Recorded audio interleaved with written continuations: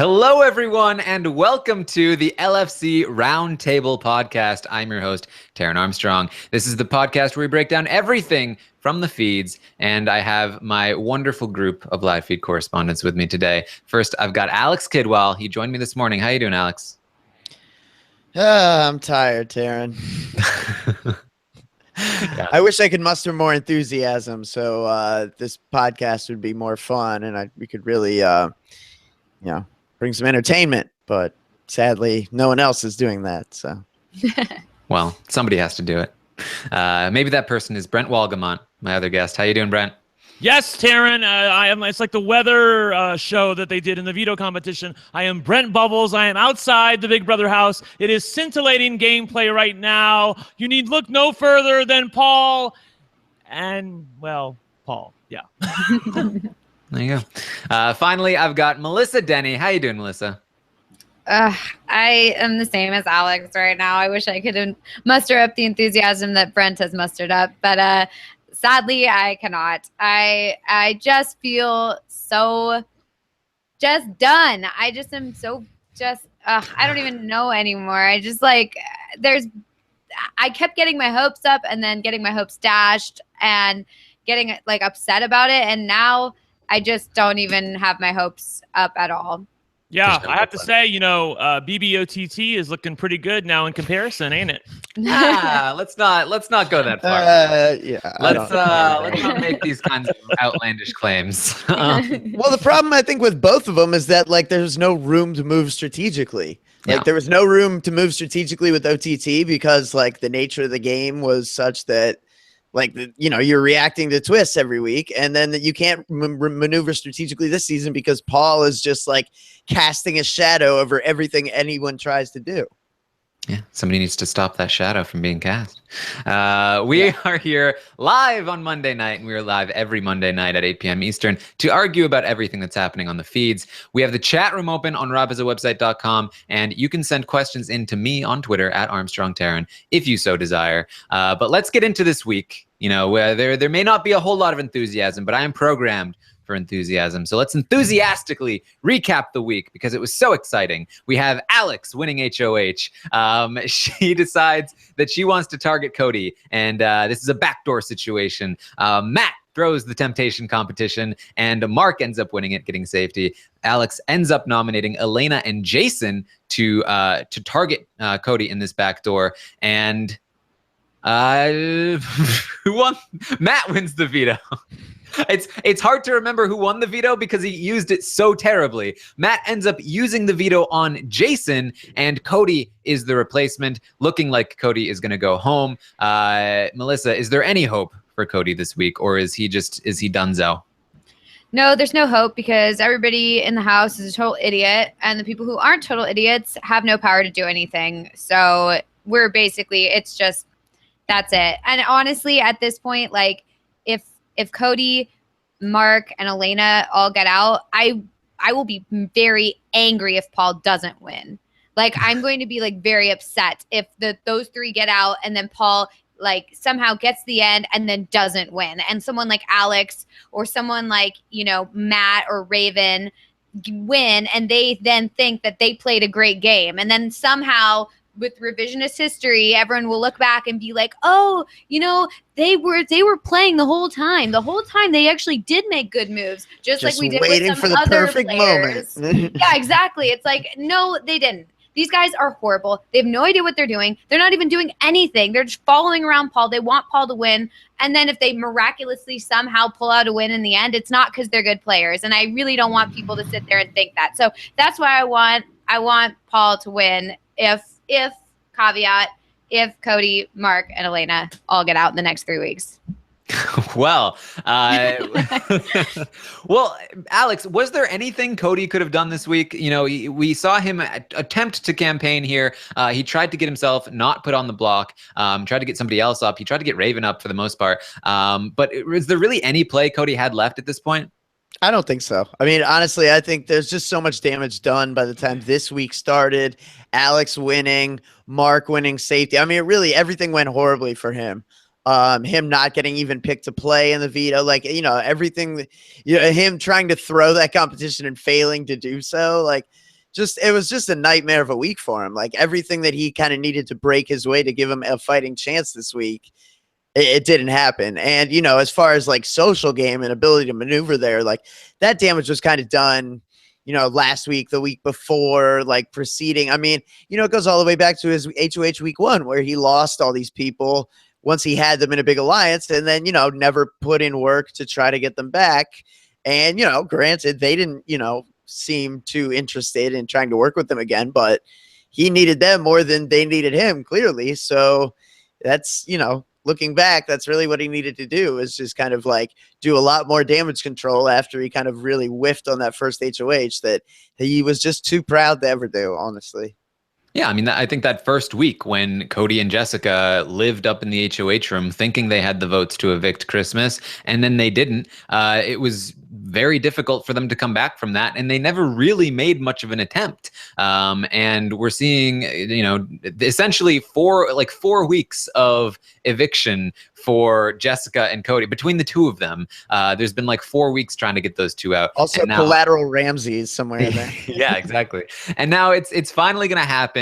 But by now the house is so solidified against them because it's taken so long to get them out that people feel comfortable doing things like Matt winning the veto and not using it on himself, using it on Jason so that Cody can go up on the block. Elena winning the competition for veto and choosing not to take the veto and instead taking $5,000 in as opposed to like taking herself off the block. These people feel so comfortable because it's been weeks and weeks and weeks of just when are we finally going to get Cody out? And I, you know, as much as we like to blame the house guests, I think this is largely on production for making it take this long between the halting hex, the battle back. It's just like I think that's an absolutely vital part of what's happened here, Brent.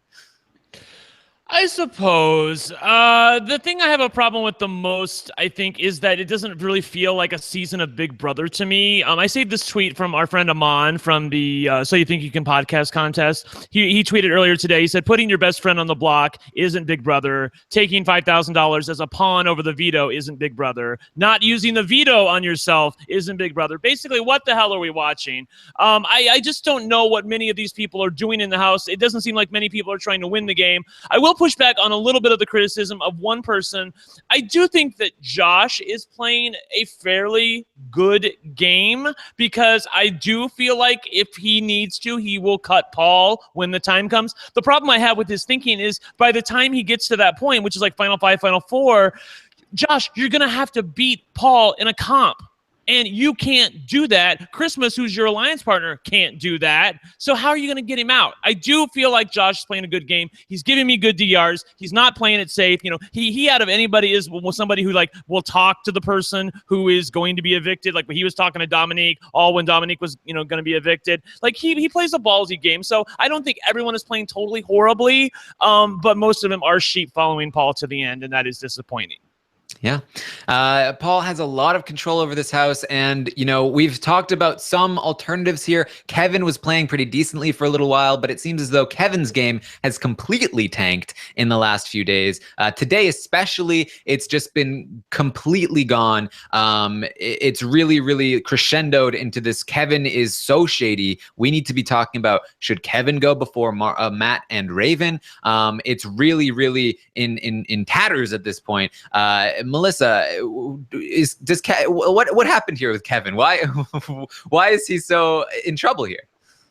I think partially because Kevin isn't just following behind Paul, and I think that Paul can sense that Kevin's kind of trying to do his own thing, and Paul doesn't like that. So Master Paul is going to tell everyone how they should feel about each person, and they're all going to feel it because that's the way that this house works. And it's one of those things where it's like how people say, like, you know, if you have a friend who always talks crap about your other friends, like your other mutual friends, then that friend is probably doing the same about you to those other friends. And I don't see how these people aren't realizing that that's going on because they're in different groups all talking really bad about someone who's supposedly working with them.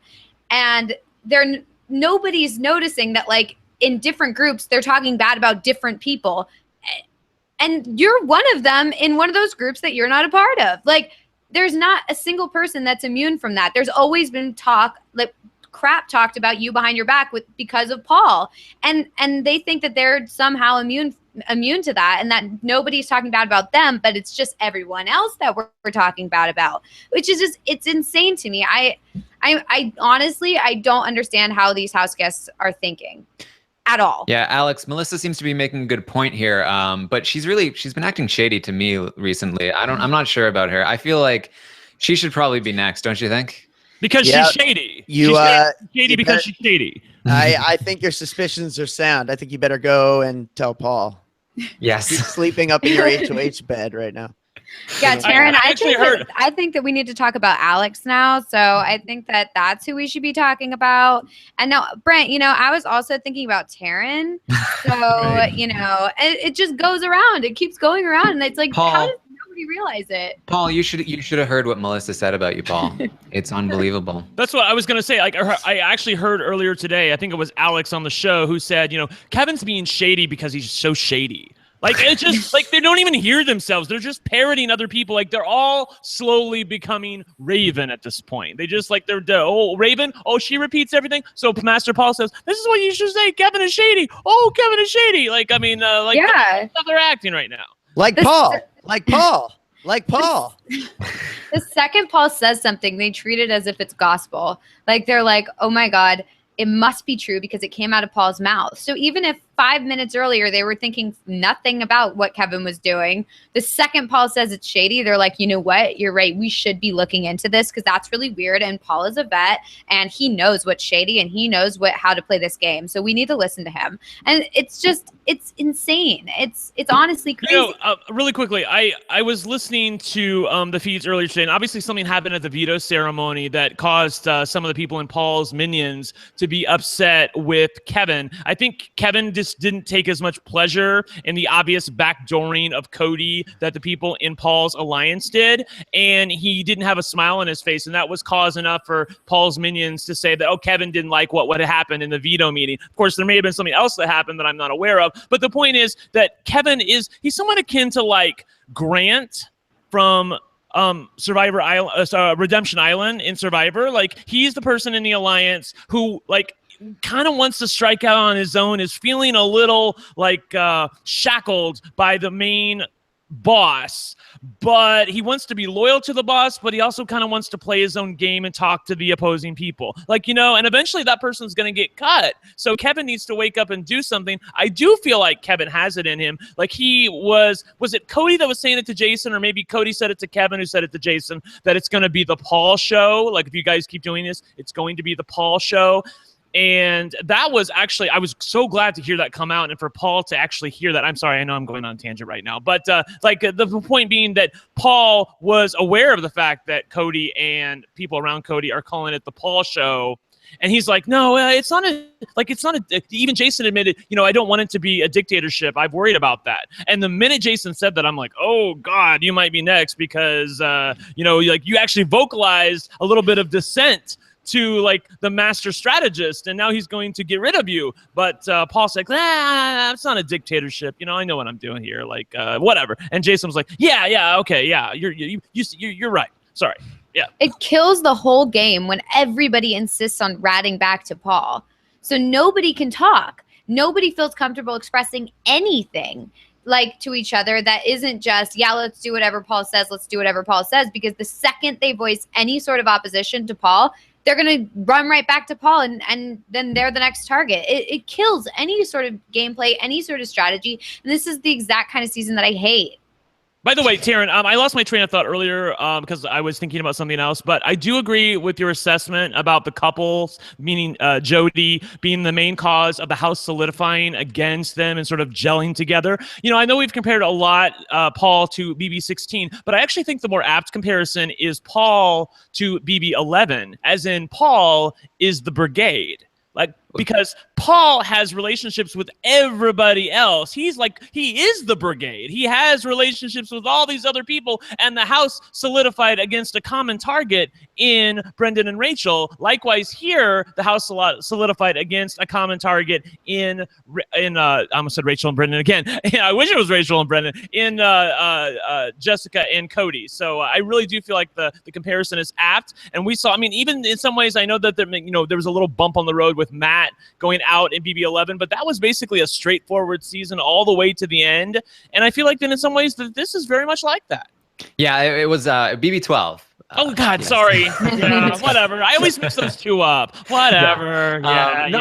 I think you're right. In a lot of ways, Matt, the mad scientist, was the person who intentionally kept Brendan and Rachel in the game to solidify everyone against them as this big distraction. Obviously, Paul does not do this intentionally. Production does it for him, and I'm not going to say that was an advantage to him, because it did kind of put a big roadblock in the way.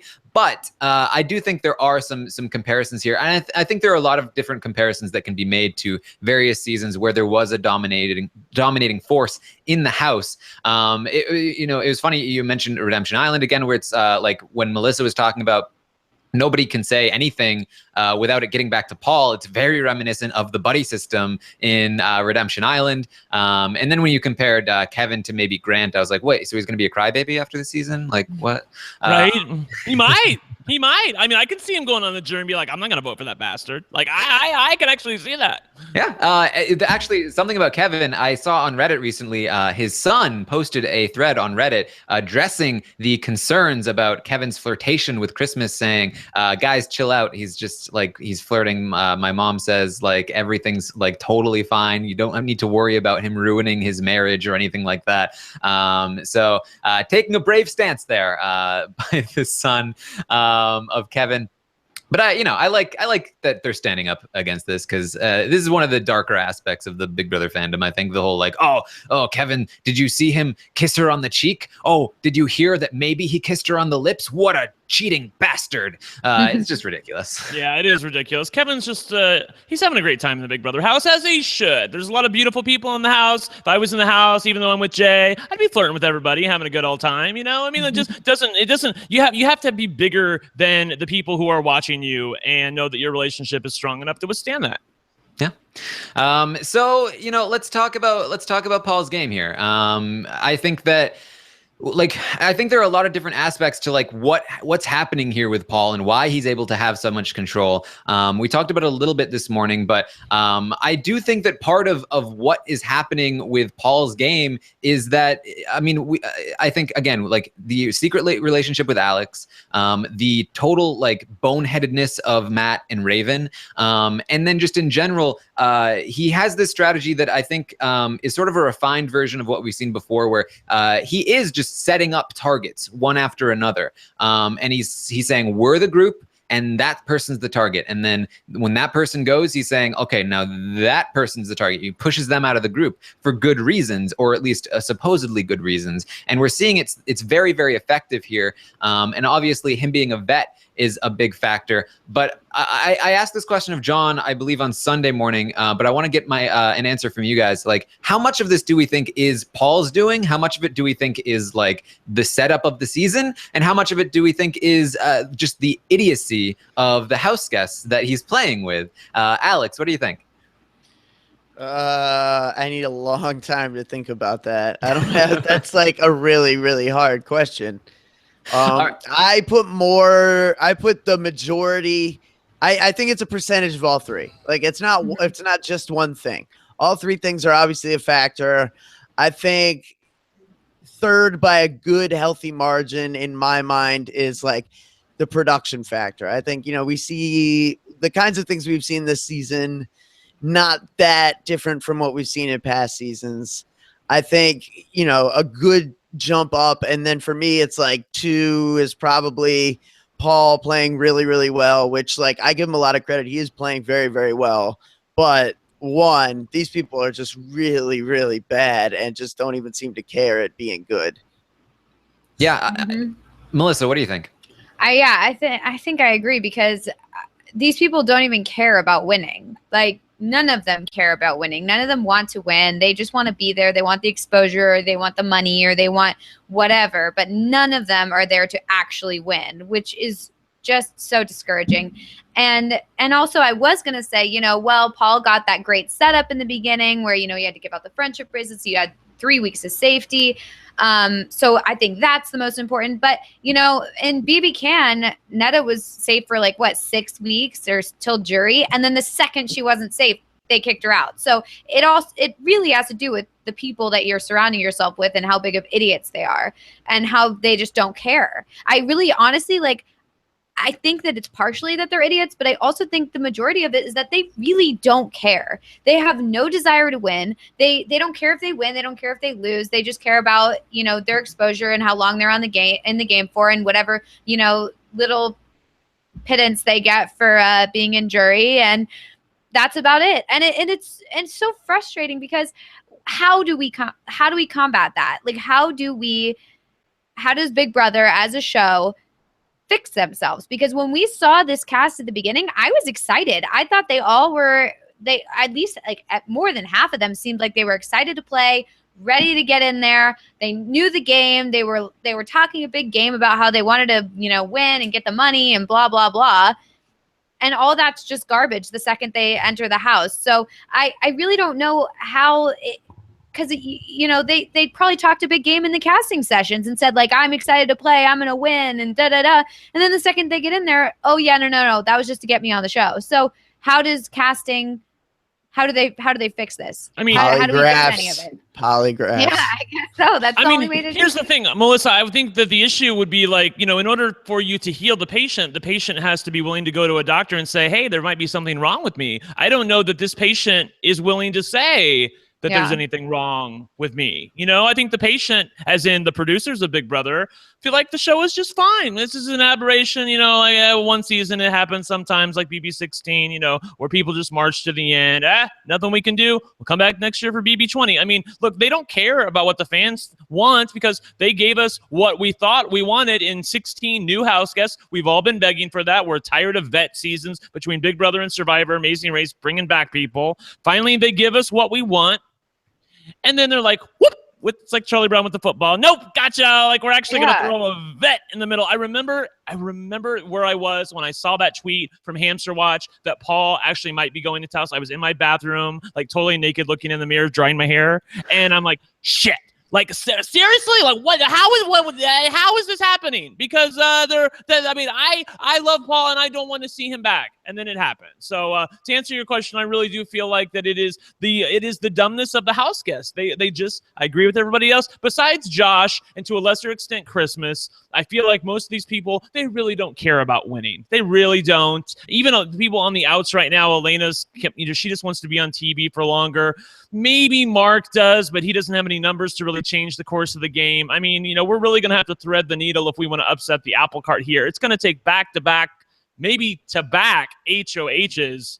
And I can't. When was the last time that happened? I mean, come on. Yeah. I mean, I remember also, like, when I found out that Paul was going to be in the house. I mean, my first reaction was like, oh, well, I guess the fan base is turning on Paul. Which that happened. But yeah, I think it's also telling that the season that Big Brother shows them in Sequester is season 16. Like, that's the one that Matt watched. Like, yeah, Matt said that's the only one he's seen. Yeah, great. I think in a large way, this is what the producers want, and we are immersed in the super fandom, like Twitterverse kind of place. But do we know what the casuals are thinking in terms of like the people who just watch on TV? Because we know that the ratings are actually up, and I think the episodes have actually been pretty decent in terms of like there's some drama almost every single episode. There's some fights breaking out all the time. You have like a master strategist in Paul who's running the game, but you also have these, other characters that may be likable if you're just somebody who watches the show, like Josh yelling in the diary room, banging the pots and pans. You had the underdog in Jessica.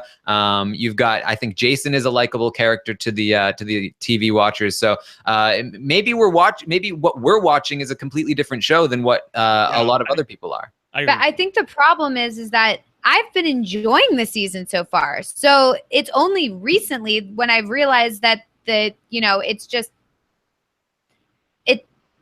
the futility of it all. That's where I'm like, okay, well, give up on it. So it's not that I think that this has been a bad season so far. I think this season has been great so far. I've been loving it. I've been obsessed with it. But now that we absolutely see a clear path where we know exactly who's going to go next, which is Cody. We know exactly who's going to go next, which is Mark or Elena. Then we know that that the other one is going to go the next week. And you just see those people all going. That's our only hope for anything happening to upset Paul in this game. Like, otherwise, Paul has a straight shot to the end, and it's just who's going to be down there with him. I don't see anybody who's left turning on him until at least final 3, and even then, I don't see them turning on him at all. So, I mean, it's just like, it's not that I think that the ratings will be fine, but I think that the people are not going to be happy once all the opposition is kicked out one by one. I mean, at least I know the Facebook fans who I track, they hate it. And also my mom, who's my casual correspondent, is pissed right now. She's so upset. She's like, you need to talk about it on the podcast, because she is just like so not happy with the way it's all going. So, I don't know. I love that we have an in to the casuals through Melissa. What's your mom saying right now, Melissa? My mom literally wants me to like write stuff down that I can like talk about for her on the podcast. I love like you're dressed in all black and you're talking about like the futility of it all. I'm just picturing you like holding up an apple, like nihilistic Melissa, just like the season.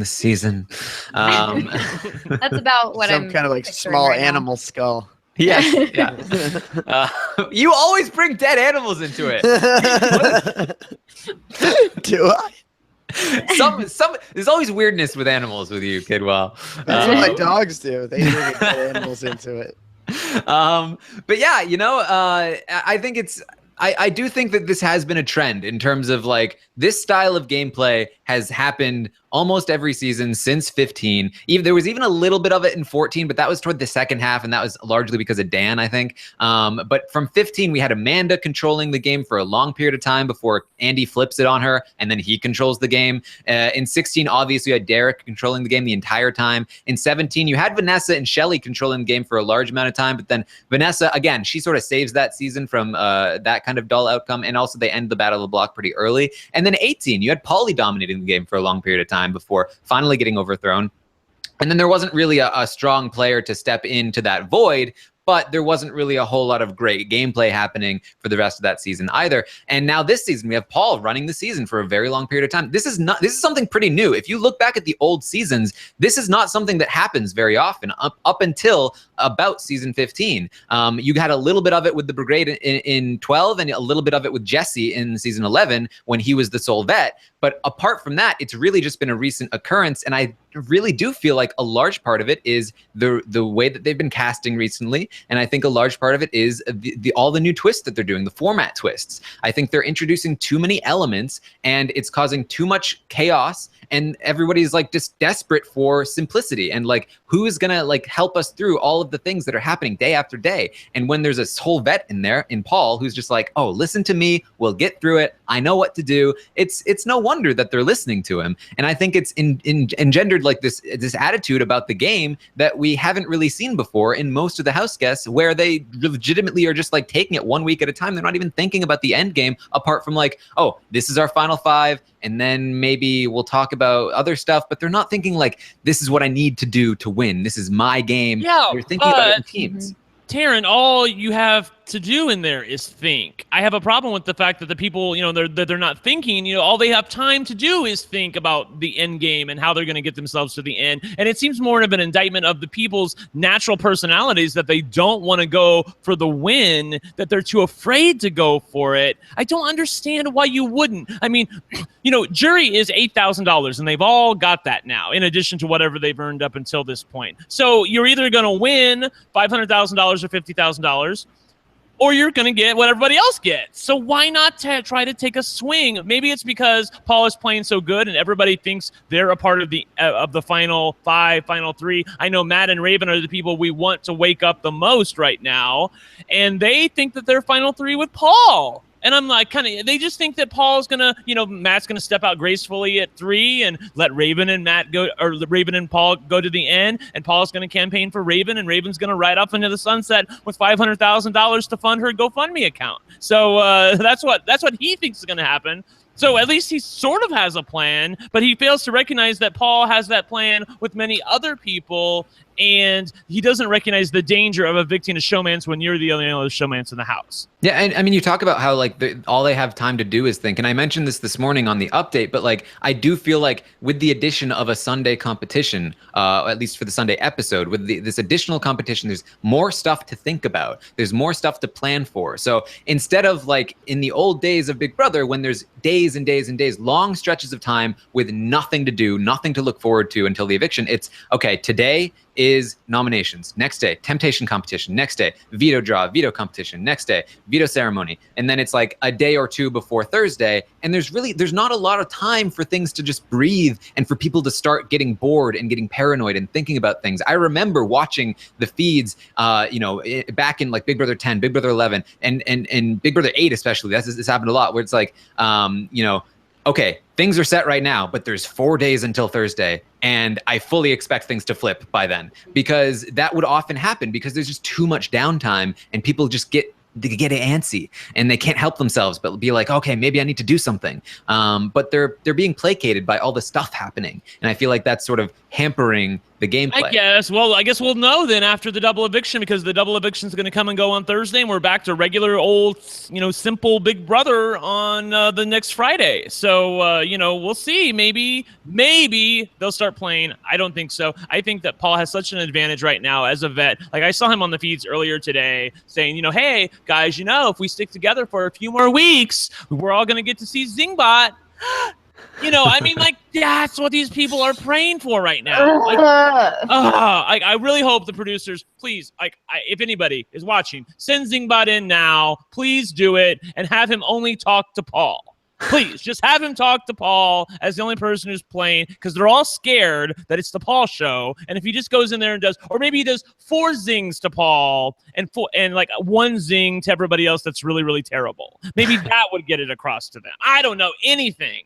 I do think that the end of the temptation competition will help. I feel like a lot of the damage has been done at this point, and I think that this is just one of the factors in terms of like what's happening to this season. I think the fact that Paul is the only veteran just really solidifies this, and he's had so much time to like create this atmosphere that is just listen to what I say. That being said, I do feel like Paul does not have the end game locked down at all. And this speaks to, Melissa, what you were saying in terms of like, I think there's a very large chance that we get Paul dominating the entire season and making it boring for, I guess, a lot of people. And then right down at the end, we see somebody, who knows who it is. Maybe it's Alex, maybe it's Jason, maybe it's Josh, end up cutting Paul right at the end and then winning the game. Alex, how would you feel about that? If Alex wins the game? I was like, oh my God, no. Melissa triggered. I was like, whoa, don't even say that. I really need to start referring to Alex as Kidwell. Oh my God, don't say something like that. Yeah, I don't know. I mean, that's not ideal. I mean, that to me signifies kind of a problem with the format. If the questions of final 3 are so random, or whatever happens that causes him to lose, if he's if we get in the final 5 if we get down to the final 6, that is the current status quo, if they take out Cody, Mark, Elena, Matt, Raven in some succession, then yeah, I mean, Paul really should be set up at that point. I don't see a scenario where he doesn't win unless something is kind of messed up. He has to win part 3. I swear to God, if Josh or Christmas win part 3, they ain't taking Paul to the end, and I think he wants to take them to the end as his final 3. So he should really be wary of that. Maybe rethink that a little bit, considering how close they are. Even someone like Jason, I do not think if he wins part 3. Again, part 3 is a crapshoot. Paul can. It's so disappointing because Paul can play a perfect game all the way to the end, just like Vanessa pretty much played a perfect game, messy game. But it was a really great game in Big Brother 17, and get to the end and lose in a pretty much a crapshoot competition. I don't know if you guys agree that it's a crapshoot, but I think it is. Yeah, part 3 for sure is a crapshoot, and I like that aspect of it because it means that Paul has to do more social work and strategic work to make sure that he gets there. That said, it can be disappointing if we end up with maybe like a Christmas win because because Josh. Well, yeah, say it's Josh, Christmas, and Paul in the final 3, and Josh ends up beating Paul in that crapshoot final part, and then he takes Christmas, and Christmas wins. I think that's Josh wins. A possibility. Josh wins that in a heartbeat. There's no way they're. I don't know about no heartbeat. I don't know about that. I do agree with you, Brent, that I like what Josh has been doing to some extent. You can tell that he knows the game a little better than some of the other people. He's obviously way too loyal to Paul, which is a criticism of every single person in the house. Right. But I do think that he has some instincts, and I do feel like he is the kind of person that absolutely would cut Paul down the line. Oh, yes. So don't count him out. And then, I do feel like there are a couple of people that wouldn't be the worst winners in the world. And I think that, as much as we like to crap on Alex, as much as Melissa hates Alex, I do feel like she's actually not doing too terribly here. By being Paul's lapdog, she is putting herself in a really great spot. And she's also good at competitions, and she's also pretty decently respected in the house. That's true. If she gets down to the end and she like cuts Jason for Paul, then she's an idiot and she loses. But if she doesn't, if she takes Jason instead of Paul, or if she takes Christmas or Josh instead of Paul, I could easily see her winning the game, and I wouldn't be too upset about that. I'd be pretty upset about that. Because this is what happened with John too, right? Where like John in Big Brother Canada 2 was planning on taking Netta to the final 2 all the way up until he won that final part in the final 3 HOH, and then finally, after an entire season, decided, yeah, you know what? I should probably actually win the game. And he took Sabrina instead. And that could easily happen with anybody. Yeah, I'm inclined to agree with you, Taran. I have to say that I like Alex because she's Team Petty. And at least if you're gonna be that way, at least own it. And I feel like she's giving me what I need from her. She's not trying to have it both ways. I don't feel like, I know that it's a little bit of like us versus them mentality with Alex, and she's doing everything that her master says to do. I get that. It's all true. But she's at least being fun in the diary room. She's trying to win comps. She's trying to get out there. She's not like Matt and Raven, leaning back and letting other people get the blood on their hands.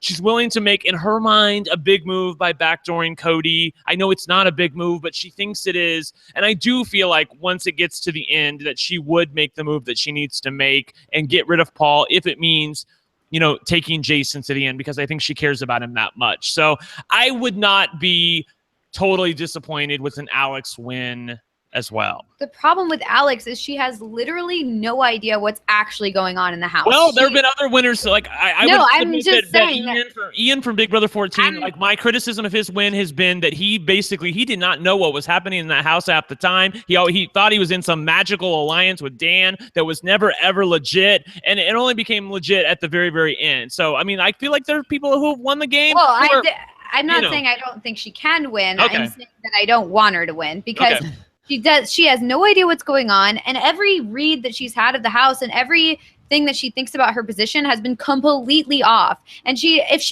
she recognized the fact that she was Paul's lapdog and she was like, you know what? Yeah, I am, but it's going to get me to the end. I'd be like, you know what? All right. She sees where she is. She sees what she's doing. I get it. But she doesn't think that. She keeps saying, I'm working with Paul. Paul and I it's the two of us versus everybody else. And we are secretly working together. And no one has any idea. What an idiot, Cody. And it's just like the dumbest thing ever, because you're like, no, Paul's working with everybody. It's not that you and Paul have some sort of secret thing going on and that you guys are the only really real true alliance. I mean, her whole comments about the stupid friendship franchise and how Paul can't go against his word and stuff like that. Like, that's why she wants to work with him, is because she thinks he can't ever go against his brand. And that's not the case. It's just that, like, Yeah. So if she was recognizing, like, look, he's a vet, like I'm going to stay with him because he's not getting taken out anytime soon. And she was actually recognizing like exactly what was going on in the house, I'd be a little more keen on it. And also the fact that she was saying that to Jason that Cody thinks we're Paul's pawns. He thinks we're Paul's pawns, but that's good for us. So we should keep convincing him that we're Paul's pawns, because then when we get to the end and we say, oh, well, yeah, Paul was controlling everyone, he was controlling the whole game, then we'll get the votes when we're in the final two with Paul. It's like, no, you won't. The point is that like, if you're telling everyone that Paul is controlling the game, it's showing that Paul is playing a great game. It's not showing that you're playing a great game and we should vote for you because you were a pawn. She doesn't make any sense when she talks. And I literally want to yell at my computer because I'm like, Alex, that doesn't make any sense. And it sucks that she's good at competitions, because I wanted to like her so bad in the beginning. I was like, you know what? Everything, single bad thing I said about her, forget it. I'm so sorry I said it. I even tweeted that. I was like, I really like you. I'm totally on board, because I felt like she was the one person who was like on the other side of the coin, where everyone else was just falling behind the leader. And she was the only person on the other side leading potentially a charge to like do some sort of revolutionary thing. And now she's not. And she's just a pawn. And yeah, I'm just, sorry. If you're not watching the video, you're really missing out on the veins in Melissa's neck just popping out of, like, she's so, her brand. I was gonna say, Melissa, this means a lot coming from me. I really think you need to calm down a little bit. I think I disagree here about what you're saying about Alex. I do feel like, if anybody is correct in saying that they're not Paul's minions and they are the ones that are secretly working with Paul, it's probably Alex. I think she is the one that he's most loyal to, and I think she has a correct read on that. Obviously, I don't like a lot of the things she says about the end game, where she's like, oh, I could totally just give Paul money. Yeah, that's the thing. I think it's only because he has the correct read that she's the biggest sycophant.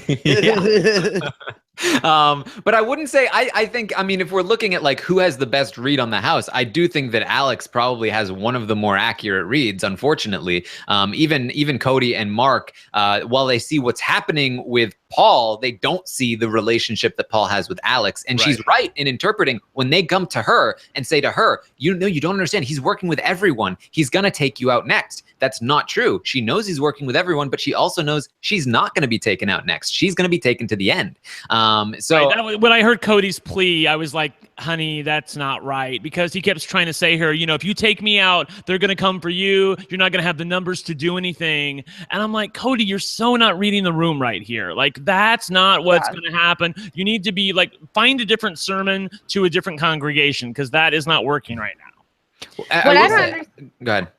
I just don't understand why he's basically out the door already. Why not just play that thing where you throw the lie out there, where you just say, I overheard so-and-so. I overheard Paul saying that he wanted to target you because he felt like you were being shady, or whatever you want to say, and just tell that to a couple different people and say, like, I don't know. I just overheard it. Like, I'm out the door already, but I just want to let you know.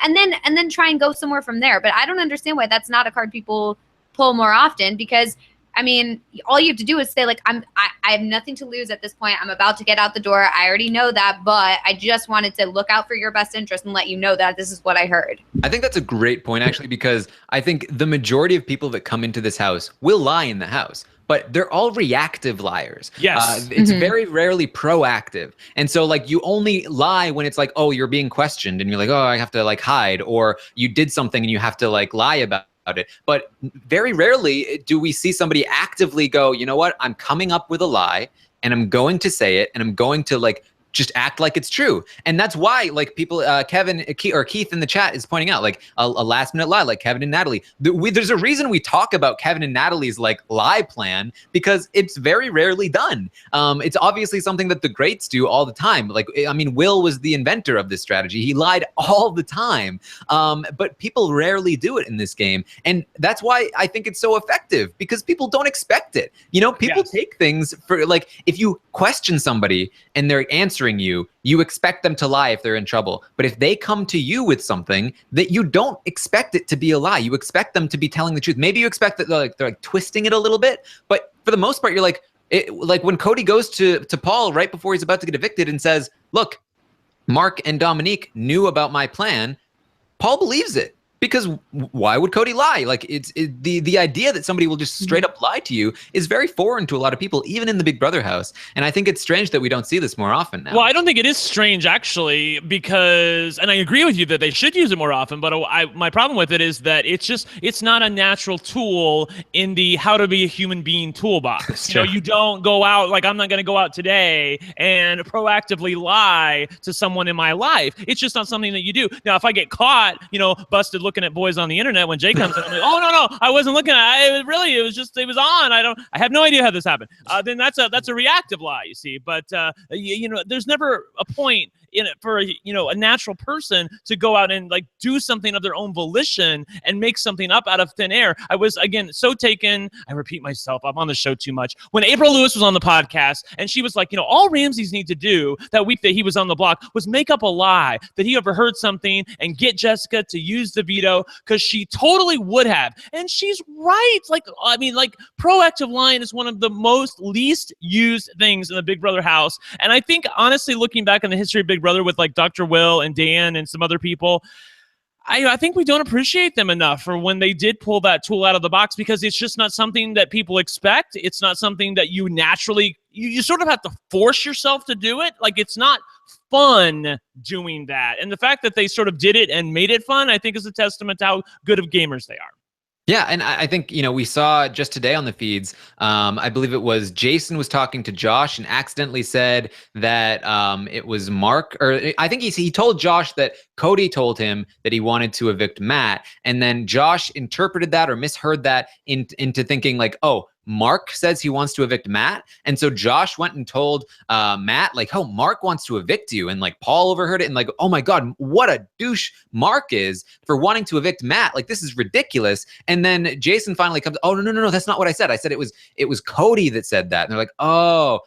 And then Paul was like, well, why don't we just stick with that then? Like it happened by accident. Like, oh, well, let's just pretend that he did say that. Like, why can't we do that? So it's funny how it's very rare that people will do this proactively. It is a very reactionary thing. But I really quickly, Simone in the chat says they don't believe the truth about Cody's daughter. So you really think they're going to believe anything he says? I guess our problem with it is that he's not trying right now. You know what? If you try and you fail, that's okay. But if you don't try, I feel like that's an indictment on you as a player. And Cody just hasn't done that right now.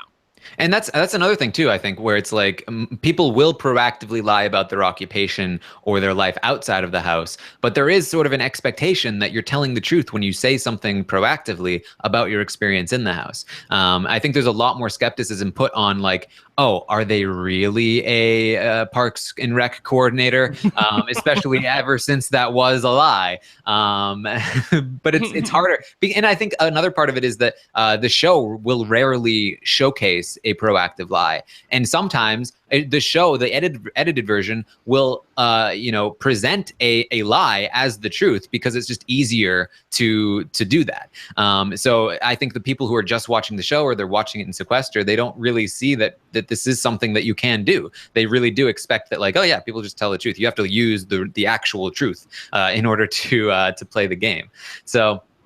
I think that there's a lot of things that I wish I was seeing in this house. That said, I'm not as down on the season as some people are at the moment. Obviously, I am somebody that enjoyed Big Brother 16. I'm really enjoying watching Paul do his work here. I'm with you. And I'm not just putting on a friendly face for the podcast. I think I'm at the acceptance point of this right now. I really am. I'm like, let's see what he can do. Can he really take this all the way? I really want to see that. And is there anybody that can challenge him at this point? So I'm actually enjoying the season, and there are some fun personalities. Alex and Josh give me a little bit of life. Obviously, I'm going to really enjoy when Raven is ultimately evicted because she thinks she's going to the final two and people are going to hand her the money. And Matt also thinks that. So it's going to be a rude awakening for them when they're all of a sudden on the block at the final 9 against each other. I think that'll be pretty delicious. And you never know what can happen. But at this point, I'm sort of preparing for the worst and hoping for the best. Here's actually, y'all, come on, I need that money to live.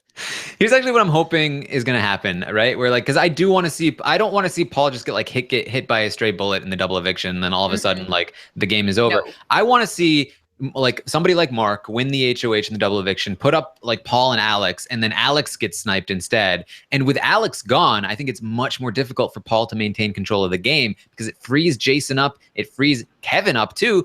Kevin now knows that Paul has been talking smack about him. Kevin is starting to turn. He starts to see that Paul is doing what he did to everyone else to him now. And if Alex is gone, I could easily see Jason getting swept up in Mark's rhetoric, and then we have a game going. So I that's what I'm rooting for, because I want to see Paul have to face that adversity. I think that would be a lot of fun. But let's talk. Let's talk about Mark and Elena, because they are the current people. They've sort of replaced Jess and Cody now. Cody is on his way out the door, and now it's Mark and Elena who are the couple on the outs. They're now echoing the sentiment of it's Paul's season. It's just like Big Brother 16. What are we going to do about it? Let me talk to these people. Let me talk to these people. None of them are receptive because everyone's Paul's minion. Do we think that they can gain any traction? I mean, obviously, I just laid out a scenario where Alex goes home. That might help them out. But is that really feasible, Alex? No, because I don't think they're good enough to do it. They don't have the ties that they need to make anything happen. And then, like, if you watch them, like, just today, like, they're even still talking about, if Paul used me as a pawn again, I'd be pissed off. Like, dude, he's not going to use you as a pawn. What are you talking about? They're sending you home next. Like, there's no doubt about it. They're still deluded about what's happening. I mean, I talked about it on the show Sunday night, but it's like, I mean, it really is like Survivor Borneo, where they get together at the merge and one side has an alliance and the other side doesn't realize what the game is yet. And they're just voting as individuals for who they think should go, and like secret ballot style. And yeah, like after 3 votes where one side is just picking off the other, Jervis is still like, well, if they do it again, maybe they have an alliance. Like, it's just the just brazen naivety of these people. It's insane. And like, just when they start to maybe get somewhere, they just kind of like, they say whatever and they just start to make out. And it's just like, they're not there for the game. It's just not, the drive isn't there. Yeah, Elena's more concerned with her exposure and staying on television as long as possible, not realizing that she's doing the opposite of what it would need for her to actually make a mark on television and, get some fans. And Mark is too interested in getting into bed with Elena and asking Elena what she really feels about him and if they can date after the show and that she really likes him. Like, and that's so disappointing. Whatever. Yeah, I mean, we talked about it on a morning update at one point, but it really is the sort of thing where it's like, well, first they came for Cody, and I did nothing. Then they came for Dominique, and I did nothing. Then they came for Kevin, and I still did nothing. And it's like Paul is able to just ostracize people one by one and keep everyone else like, well, hopefully it's not me next. And nobody's willing to take a step out of that group and go, you know what? I need to stop this because I don't know if I'm on the right path to get to the end.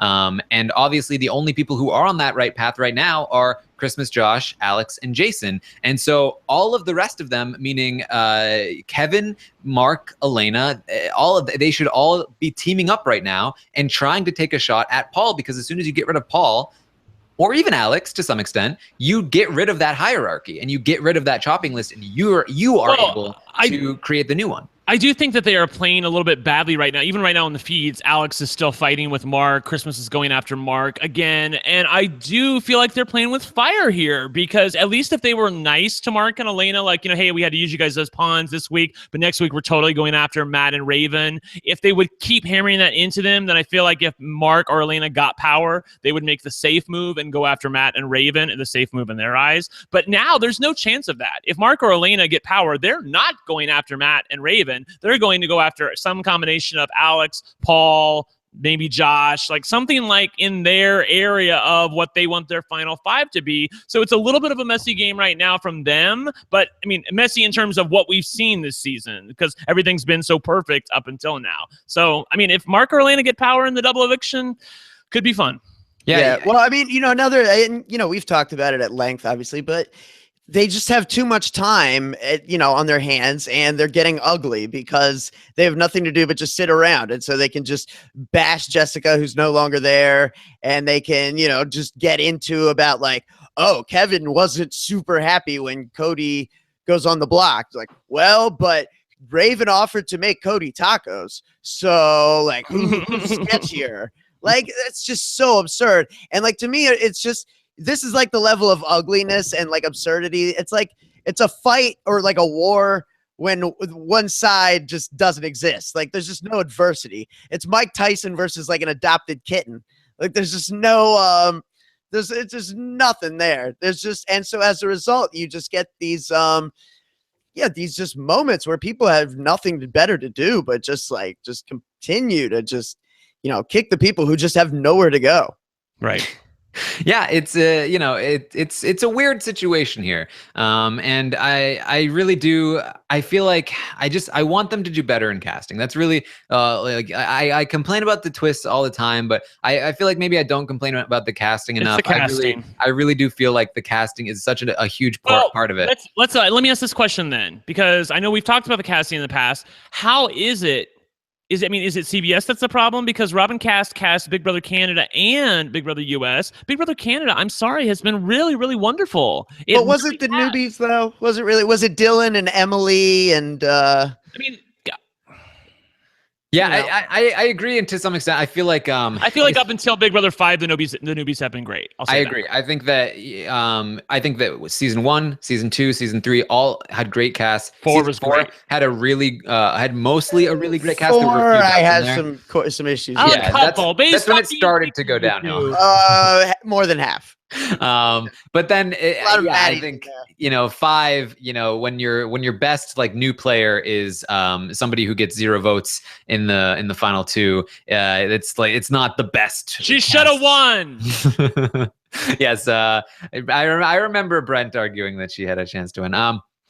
But yeah, I agree. I think that there's definitely something that's happening, but the weird thing about that is that we know that Survivor does really well, and obviously CBS has a huge hand in casting the Survivor cast as well. So maybe they give Survivor more freedom, or maybe they see Survivor as a different show where there should be more strategic casting, but it's really hard to tell. I mean, it's very clear to me that that Big Brother doesn't try for. I mean, Alex Kidwell himself has had some Twitter arguments with Robin Cass about the style of casting. Alex, I don't know you anymore. Sorry. Well, I mean, she's very clear that she is proud of the way she does it. She's not going to change anything. And she's adamant that you need recruits to make a good season. And I just don't know how you can be so adamant when we've never seen a season without recruits. I would just, I just got caught up like Survivor Australia, and it's just insane. Like the cast is so good. Everyone is playing so hard. Like it's really, really good. I didn't expect, people were saying, oh, you should check out like Australian Survivor is really good. And I'm like, yeah, I'll get to it eventually. Like it's so long and such a commitment, but man, it's really good because all these people came to play and none of them are content with their position.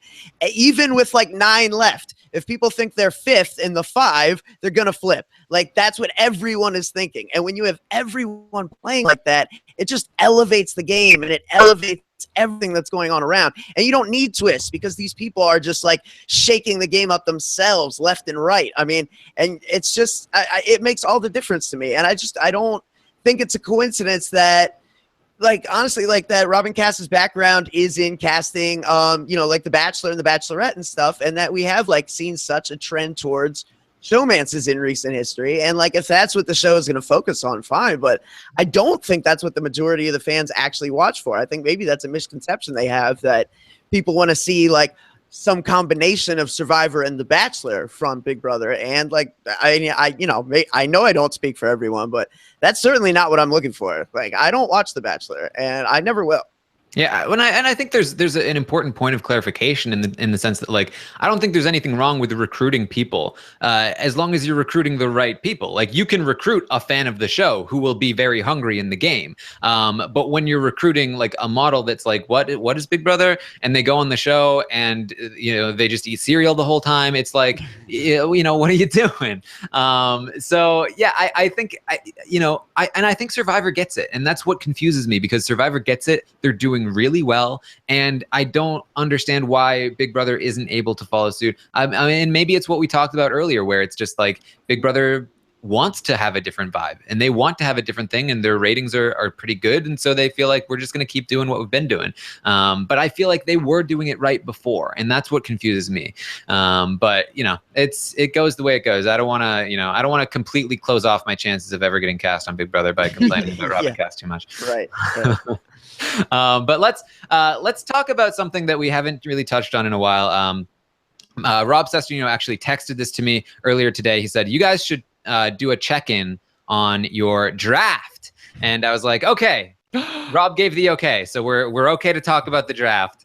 So let's talk about it. We're like, how do we feel like our chances are going? And it's about halfway through the season. Well, Alex, we'll start with you. Like, how do you feel? What do you think your chances are right now in terms of the draft? Just recount who's on your team and who you had and who's still left. Oh, I had Dominique and Megan, and that went great. And I still have Matt and Kevin. And from my perspective, the draft is canceled because Taran's going to win with Paul, who shouldn't even be on his team to begin with. Well, here's the thing. I look at it two ways with that. Like really quickly, like when Taran selected Cameron, and then when there was that quote unquote swap, Taran went to his Twitter followers and said, "What should I do?" And My they replaced. Twitter followers. Let me get through the point. So then they replaced Paul with Cameron. Taran replaced Paul with Cameron in the draft, and so that's where he stands. But here's the thing: we never drafted Paul to begin with. So if Paul wins the game, it would have been like either no one won, or Taran has an asterisk beside his win. So either way, it's the same thing. Like Taran would still be undefeated because no one won. You see what I'm saying? If Paul wins the game. So Tyler Kakuno wins. Tyler Kakuno. Yeah, exactly. Well, I suppose. Here's the thing. Like I made it clear on the podcast, not on Twitter, that like even though the audience wanted me to have Paul, I was acquiescing to your bitter bettiness, you guys, and I was giving Paul up to the ether. So if Paul wins, then obviously no one wins, but everyone in their true hearts will know that I was really kind of We're that close. Okay, cool. So anyway, yeah. So Matt, or you have Kevin and who was it? Matt, you said Alex? Yeah. Yeah. So they're not winning, honey. I don't love my chances are my ship is taking on water every day, Brent. All right, I'll do mine next. I had Team Jace, and I had Josh, Alex, and Cody and Elena. So I'm like 50-50 right now. All four of my people are still technically in the house. One of them has already been evicted and came back, but I do think that Josh has a chance to win, and I think Alex has a chance to win. So I'm actually liking my draft. I think there's a possibility that I could actually be the winner this time, even though y'all made fun of me. Some confidence there. Melissa, how are you feeling? Not good. I had Team Frankenstein, and I had Jessica and Ramses, which, I'm still glad I drafted Jessica. I loved her, and I still love her. I still love her too. She's great on Twitter. Great to follow. One of the best, post-BB eviction Twitter accounts that I've been following. But anyway, they're gone. But now I still have Christmas and Raven. So I do not like my chances either. Let me ask this question. Okay, do you really Let's think dance. Can Christmas win the game? I don't think Raven can win the game. Can Christmas win the game?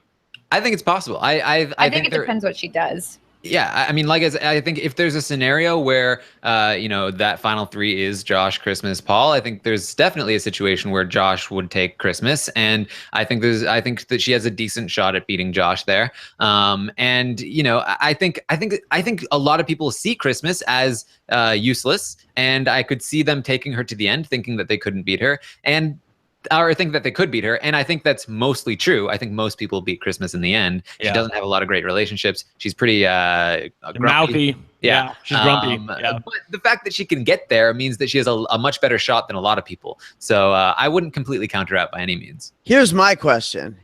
If Santa Claus was on the jury, how would he vote? Because Raven needs that money to live, but Christmas is named Christmas. Oh my God. I was actually going to ask the chat room earlier whether or not you, Alex Kidwell, had taken some Xanax before we started, but now I don't need to ask anymore. I'm tired, but also just this season, I'm just like, we did a show early this morning. We did a show last night. I was eating at the crumbs this morning. You know what I mean? I was already at the bottom of the barrel, and now I'm just clawing at plastic. I got not much for you over here. All right. Well, the players left on my draft team, I obviously had Cameron and Jillian, who were very quickly Wow, eliminated you from are the just game. snapping it up with those two, right? Listen, we saw Cameron on our RHAP. We know what the potential he had. And in he this was game. potentially very hot as well. Yeah. Melissa, were you here for the hotness of the Cameron? Did you see that? Did you see the video? I did. Okay. Yeah, I was kind of surprised. I didn't was really too. recognize him. Right? But also I thought he did a great job on the podcast. So Yeah, he's a good guy. Okay, yeah. Very, very He's cool. got like a Johnny Mac hotness to him. He you know? does, yeah. Yeah. Exactly. So that's a term now. Yeah. yeah. So the players I have left, Jason and Mark. Not feeling too great, but I do feel like, I think Jason has an inside shot here if he makes it to the final three. I think he has great relationships with a lot of people. If he's in the final two, I think he could actually potentially beat Alex because he has better relationships. So I think there's some shot there with Jason. I don't like his strategy game a whole lot, but I do think that he's one of the better players in the house at the moment because he has good instincts. He's got great social ability. And then Mark, obviously, looking bad for him. It's looking like he's probably going to go next. However, if there is any kind of mutiny on Paul, it's probably going to stem from Mark. So, this some shot, right? We're all like, this is horrible, except for Brent. I'm enjoying it. Sorry, go ahead. Sorry. I do feel like if Mark is able to turn it around, obviously he becomes one of the front runners, and I think that he has been awoken from this nightmare of Big Brother 19 that Paul runs, and so if he is able to survive, I think he has a great shot at winning. Obviously, it's a very long road to get to the end from here, but I wouldn't completely count him out. I was gonna say he's getting berated again as we speak. I know, right? I was just gonna talk about it. And blankets. Yeah, I knew what you were doing over there. Oh my God, but like Mark had the best line ever. Seriously, like they're talking about the fact that Mark stole Alex's pillows and his shit from the bed. Okay, so Josh is like, you can go cuddle. They're fighting about where he's gonna sleep, Mark. And Josh is like, you can go cuddle with Cody. You guys basically do. And Mark says, are you that desperate to get in bed with a girl? Snap! Oh my God, that was great. Thank you, Mark. I want to go back and flashback. Oh my God. Why is there always a Monday fight? Right, isn't there? There's always one. During our show. Our roundtable. They were a little late today. We couldn't really watch it before the roundtable, but I do feel like Mark is one of the few people who he's on the outs in the same way that Jess and Cody were. Jess and Cody, though, played it terribly. Elena has been playing it terribly. Mark is the one person on the outs who is actually playing somewhat decently. He's been obviously winning competitions that he's needed to win for largely to a large extent. And he does socialize. Like, he socializes way more than Jess and Cody ever did. He's not holding grudges in the same way that Elena does. And that's what makes him so dangerous, and that's why Paul is trying to target him next. However, I do think that if given the tools, and Jess and Cody were given the tools, if Mark is given the tools, I do think that he has some kind of shot to turn this around. But again, the cards are just so stacked against him at this point that it's hard to see it happening. Yeah, and also, again, with like all these people, the problem is even if they get some kind of leverage, they're misguided in their perception of things. Like, we saw Cody and Jessica win HOH. I'm like, oh, finally, they're going to take a real shot here. And they just immediately like, well, we can use Ramses as a pawn. And everyone at home is like, no, you can't do that.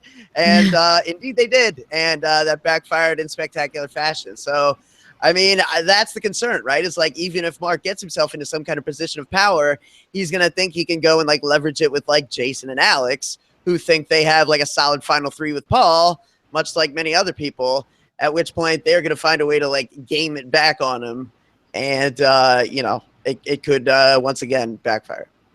All right. Well, let's quickly run through the stock watch here. Obviously, we just talked about the players a little bit, so we don't have to go too in depth this time. But we'll start with Paul, who I feel like, again, his stock just continues to rise at this point. There's not a whole lot to start to say. We can see that his stock is on the way down. Obviously, a couple of weeks ago, it looked like it was on the way down, and then he managed to survive it. And now it's looking up, right, Melissa?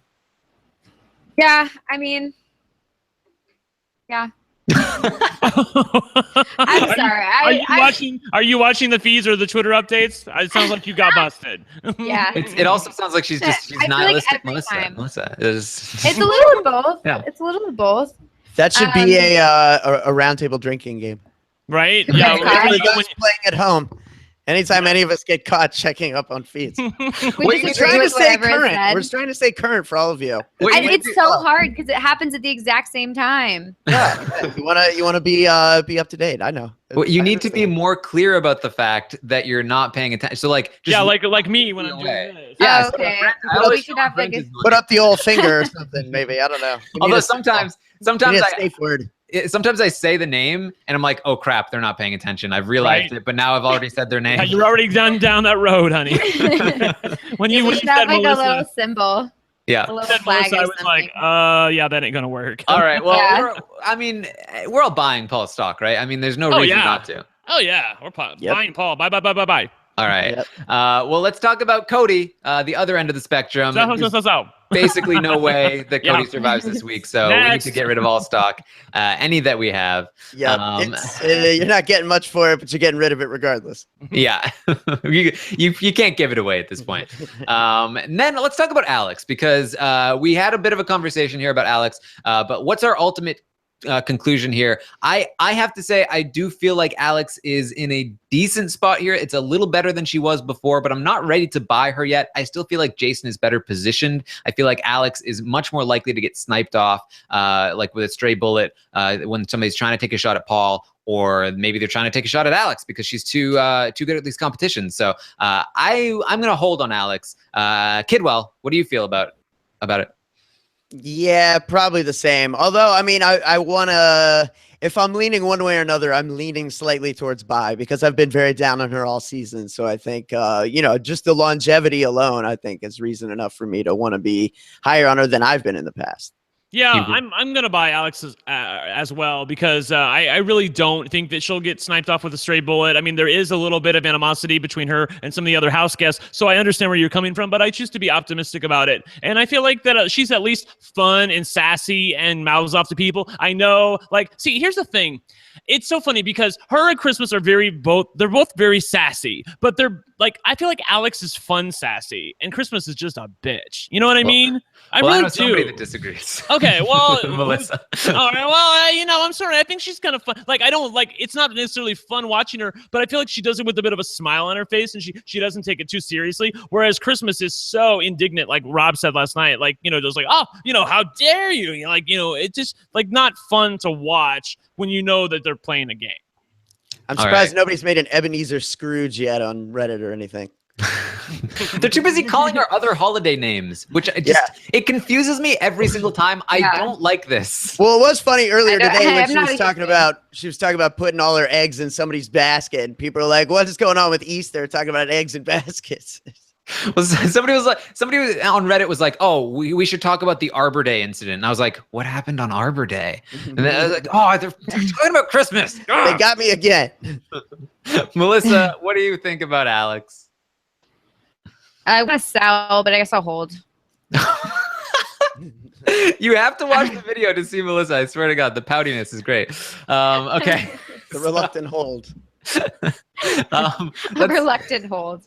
Let's talk about Jason. I think I was a little lower on Jason last week. I got to say, I'm probably a little lower on him again this week. Volunteering to be a pawn, just not the move I want to see him making. And being able to go along with this idea that we're going to sell Kevin down the river. You need Kevin. Don't get rid of Kevin. He's trying, though. He's trying. I do feel like he's trying to save Kevin here, where people have been saying Kevin is shady. And he's like, Paul, Kevin is not shady. Kevin says he won't vote against you guys. Kevin said he won't vote against Alex. He's loyal to us. He's just a little bored right now. Once we get rid of Cody, Kevin will come back into the fold. And even Josh has been like, we shouldn't really try to do anything with Kevin until we at least get Mark, Elena, Matt, and Raven out of the house. So Paul, I feel like that was the one time this week where Paul has effectively been shushed, where he was talking about Kevin and getting riled up, and then the other house guests in his alliance said something like, we know what Kevin's doing and we don't like it, but we don't want to target him right now. And he's like, all right, I'll shut up about it. So I feel like that's also showing Paul's good gameplay, that he's not willing to force his agenda on other people when he knows that he's going to get this much pushback from people, I guess. Yeah, I agree with that. I like I said, I think Jason has good instincts. I think he has great social ability. It's just a matter of does he know enough like what he has to do? Does he know that he needs Kevin? Well, he's worried. Yeah, he's worried that it is the Paul show. And he vocalized that to Paul, like I said, which I didn't think was a great move. As far as like, I'm actually gonna buy Jason as well, because I do feel like that. I mean, he's such a sweet guy that no one's really gonna take him out, and he doesn't know his days were shit. So there's no reason to really fear him in a competition. I feel like he's gonna go a long way in this game. He could actually win. I agree. Alex, what do you think? Whole whistle nut. Shucks. I just feel like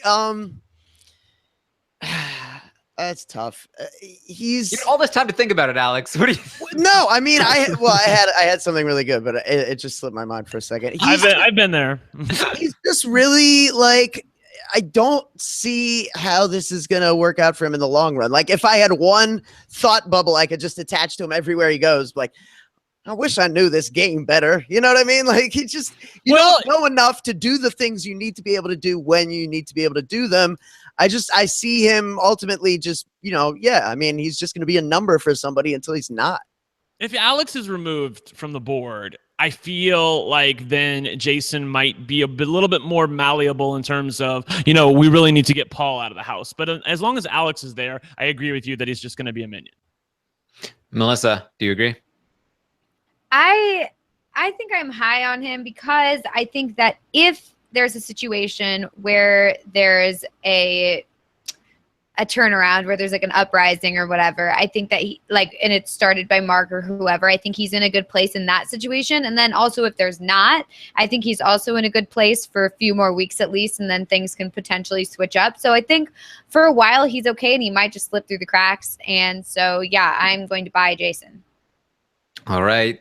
I am seeing on Twitter that the fight is with Mark has turned into Mark saying he does plan on putting Alex and Paul up if he wins the HOH. So that could make for a very exciting double eviction. I'm really hoping for a Mark. Yes. Yeah. Please. You said it now. No backsies, Mark. Yeah. Well, I'd Don't be happy. disappoint us. Listen, I don't think that he has the votes to get rid of Paul in that scenario, but I'd be happy to see Alex go out of the house at this point, even though she's on Team Jace. Yeah, and like I said, I think that would open Jason up. I agree. Even if Jason is mad that Mark did that, without Alex there to reinforce Paul's rule, Jason is one of the few people that doesn't just accept everything that Paul says. And so I think Mark would have some influence on him, and it really could shake the game up. With Mark and Kevin in Jason's ear, I mean, like, that's almost too much for me to dream at this point. Like, oh, that'd be so good with Mark HOH in the double eviction. All right, well, let's talk about Kevin. I think pretty undoubtedly at this point, his stock has fallen from last week. It's been plummeting ever since basically the second half of last week. Brent, do you disagree? Oh, wow. I mean, given where we were last week, I feel like I'm going to reluctantly buy Kevin's stock at this point. I still feel like there are parts of Paul that want to take him to the end. I mean, I don't know. Maybe. I can't read Paul's mind. I don't know who his true final two. Maybe Paul doesn't even know who his true final two is at this point. But I do feel like that Kevin has a few allies in the house, namely Jason and even Josh to a lesser extent, who are willing to go to bat for him and at least get people to not think about Kevin right now. And in 2-3 weeks, maybe it's going to be a different game. Probably not, but I think Kevin is in a marginally better position now than when he was before. And I can understand why people would push back against me, but I feel like his stock was so bad last week after trying to make that deal with Cody that, that it's just a little bit more of the same this week. And it's almost expected, like, oh, he's just the old man. He's a little bored. He is being shady, but we know what he's about. So I don't feel like they have as big of a, want to get him out of the house than they had before. So do you agree with that, Melissa?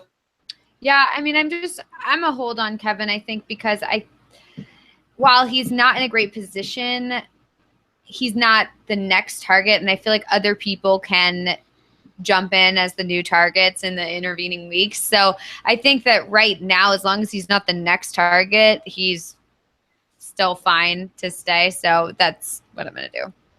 I think I agree with that. I think that his game, his position has definitely gone down, even from last week. At this point, all of his allies are saying that we're not really high on Kevin. I mean, when even Jason is kind of like barely defending him, that's not a great spot to be in. However, it's going to, he has at least another week, even assuming that Mark goes in the double eviction and then Elena goes the next week. That's at least a whole week for Kevin to start to regain things. And if one of them wins an HOH and extends that period to like 2 weeks, that's a lot of time to start to sort of like let people forget about the fact that he was so attached to the hip with Cody, and then get back in people's good graces. So I'm not quite ready to sell Kevin even more yet. I'll hold on Kevin, but it's not looking great for me. Alex, what do you think? Yeah, no, I agree with you. The stock is down, and I'll be perfectly honest. I have no idea what I was doing in past stock watches. I don't know, but if I had to guess, I would assume I probably am sitting on a lot of Kevin stock. So if it's way down, it's a bad time for me to sell it because I'm going to get a terrible return on my investment. So I might as well sit on it and hope it doesn't get worse. What we need somebody to track like everyone's stock decisions every week, and just like somebody keeps track of our draft, like just tweet it at us every week. I feel like that would be very helpd if somebody wants to do that. And I also think it would be cool data to look back on in terms of the NASDAQ. Kevin is up 10 points. That would be a lot of fun. All right, so let's talk about Josh. I know, Brent, you are still feeling pretty good about Josh, right? Yeah, I do. I really feel like Josh is one of the few bright spots in this cast. And it's so funny because I love Jessica and I love Josh. And I don't know many people who are like that. But I really do like both of them very much. Look, they both do things that can annoy me at times. Obviously, Jessica's gameplay, I really wasn't here for much of it, although I do love her as a player and as a person. And Josh with his whole pots and pans thing and, not being able to not being able to take it, but he can dish it out. I mean, that just annoys me to no living end. However, I feel like that of the people in the cast, he's one of the few bright spots, and I feel like he also can win the game. I understand why people think he cannot win the game. They think that the jury, what will be the jury, doesn't respect Josh. My argument to them is that Josh, as a younger man, like who's like 24, he's like a man-child in many ways. I feel like that many of his faults will be excused by the people. Like, we know he's a joker, but he's our joker kind of guy. And I feel like that it'll be heartwarming to give somebody like that who has a big familia the money. And I feel like he could, if he has any sort of a final two speech, he could spin it like that and get them to get, to get on his side. So I feel I'm here for a Josh win. I do feel like getting the jury votes is Josh's biggest obstacle here. Alex, what do you think about it? Yeah, I don't know. I mean, I just think that it's one thing when you're working with him and he's doing this stuff and, you're just saying like, oh, that's part of his game. He's, that's just what he does. But like, right.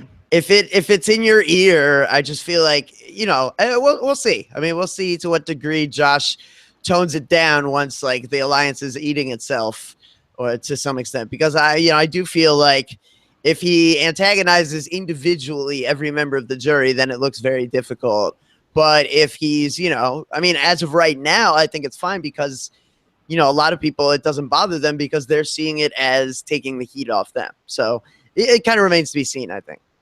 Melissa, if you had somebody going da da da da da da da, I almost saying it. I did. You win. I don't have somebody doing that to me, and I'm already very annoyed just watching it being done to someone else. So, I don't really see Josh winning unless he makes some crazy move to like take out Paul or do something wild and impress everyone. I was excited when he got HOH, or I was not excited when he got HOH, but then I was excited when he explained that his plan is not just to follow along and get Cody out or Jessica or Cody out. He wanted to get out Elena, and I liked that he wanted to do something different and he wasn't afraid to just like go against the grain. But the second Paul was like, yeah, we're not doing that, he like cowered back and was like, oh, okay, well, we won't do that then. Even though like secretly he's like, well, I'm not going to listen to Paul. Well, you did. So, right. I don't know. I was excited about it. Now I'm not so excited about it. I feel like he's a lot of talk and not a lot of action. So I'll just kind of like hold Josh for now.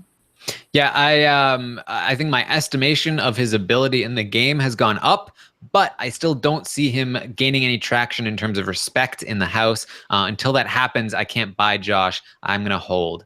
But let's talk about Christmas.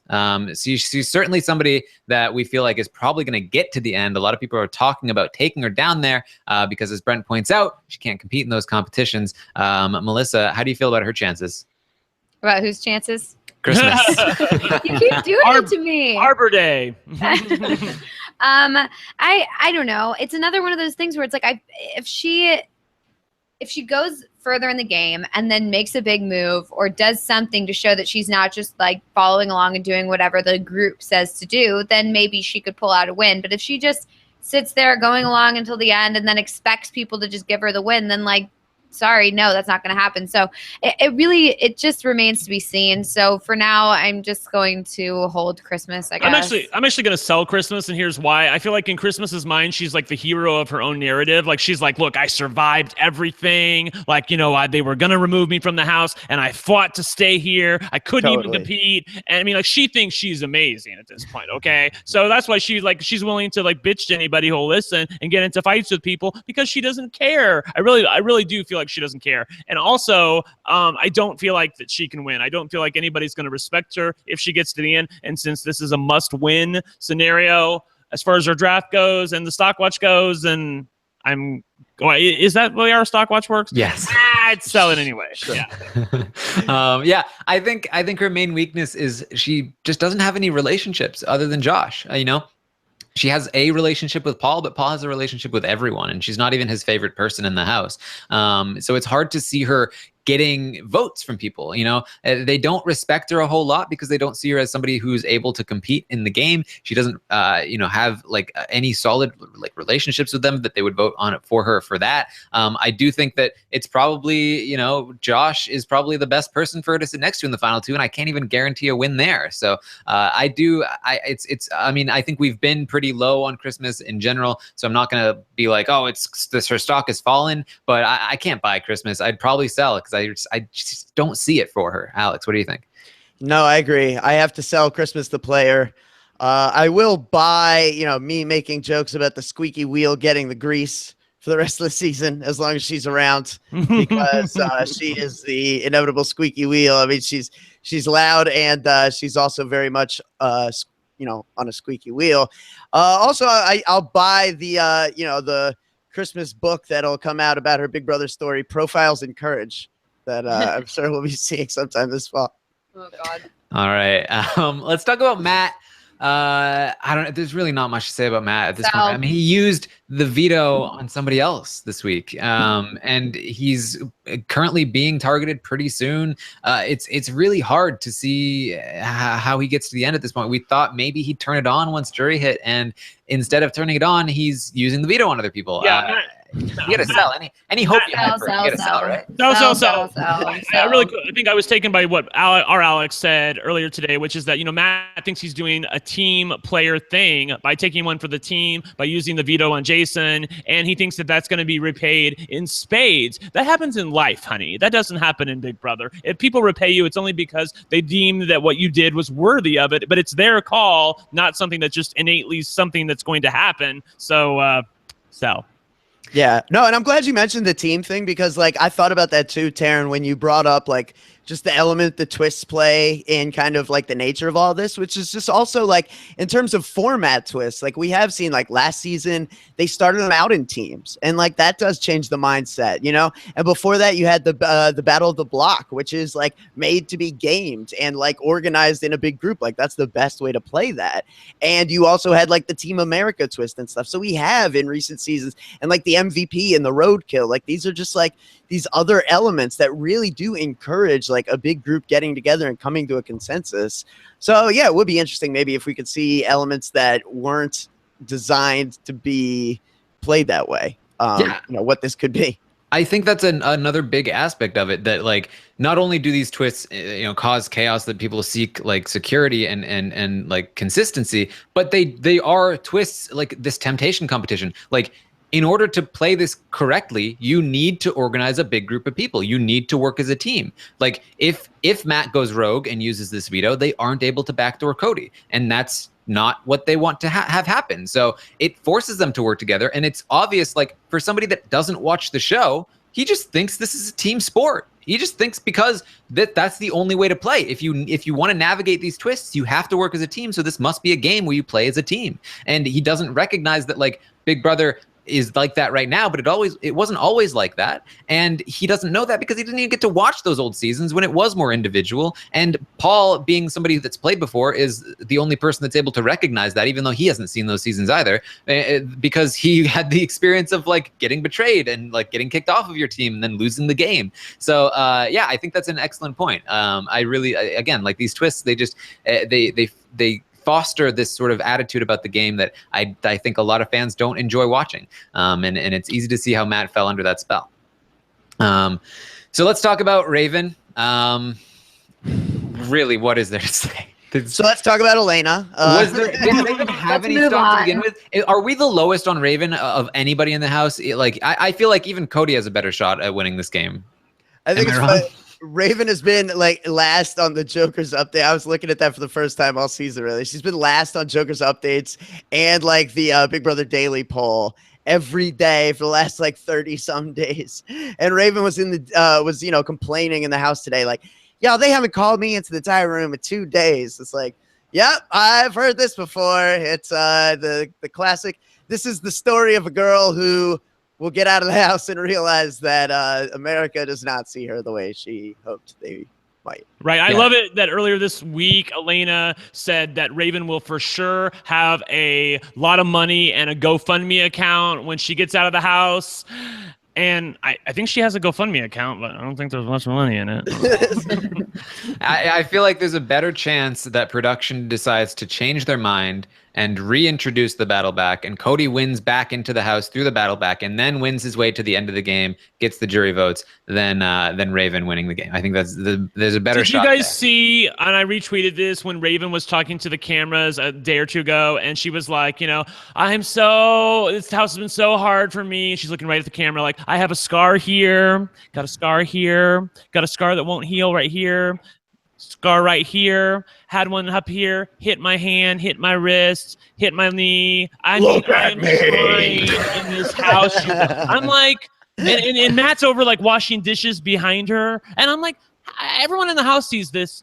How does he not see it? Is it just the power of what she has between her legs? Is that it? I mean, like, is that what's going on here? Why he doesn't see the reality of what's going on with Raven? That can't be all it is, because I'll tell you what, I just looked up Raven's GoFundMe. And $4,437. She's closing in on what Elena just gave up the veto for. So who's the joke really on? Elena should have just started a GoFundMe account. I think all that money came in like the first week and a half before we really, really saw the real Raven. Could be. Yeah. All right, let's talk about Elena. Definitely a bad decision here to give up the veto, right? But I love it, though. I love it. I'm sorry. Yeah. Well, like, because I've seen some people being like, no, it wasn't that bad of a decision, and she's not going home. Melissa, this was a terrible decision, right? We're not crazy. I think it was a very bad decision, but I'm very glad that Alex has the punishment. So, Yes. because she's like HOH and can't even enjoy it, so whatever. But yeah, no, it was just terrible. But so for Elena, unfortunately, I'm gonna have to sell, even though I do like the fact that I feel like she's waking up and the light bulb is coming on, and she's realizing that like her only ally at this point is Mark and Cody, who's about to go out the door. So I'm disappointed that I have to sell, but I feel like at this point she's like making her way up to the next target, and she doesn't really win a lot of competitions so far. So I figured it out. It's not an animal skull that nihilistic Melissa is holding. It's Alex's skull. She's just twirling it around on her finger. She's just like, no, honestly, look, here's the deal about me not liking Alex. She's probably a great girl. I don't know, but outside of the house, I'll probably love her. But the thing is that Probably right not. now I'm disappointed in her. I'm very disappointed in her. But soon she could make like some crazy move and go against the house and pull something off, and I will be all on her side, and I will be so excited for her. So it's really just, it's all in fun, and it's not like I hate her, I'm the worst, blah, blah, blah. It's just like, it's all in fun. So, if she ever sees my Twitter account, like, just, I hope she realizes that, like, it's just me getting into the game. And if she makes a big move, I will be I'll be back in her corner. Nice try, Melissa. Guys, we see you we see the remember- dartboard in the background of your picture there with Alex's face on it. Oh God, that was supposed to be hidden. Remember Big Brother 17 when it was like our first season and we were really worried about offending people, and now we just I never was. That's how I got my job. Yeah, I'm still worried about it. it's a learning curve. Yeah. You realize that like nobody listens anyway, like except for Sarah Hamlin. Well, when it comes to about us. Yeah, true. Apparently Jess is like, what's Rob has a podcast? I don't know what that is. Oh, you'll get a lot of that. Yeah. Yeah, it's like, When oh, it comes to okay. well, I mean, you got to think about it. I mean, when it comes to these players, I mean, if they're being recruited and they don't know the game, then how are they going to know, like us who cover the game, they don't know? Like, it's just not happening. Yeah, but she knows the game.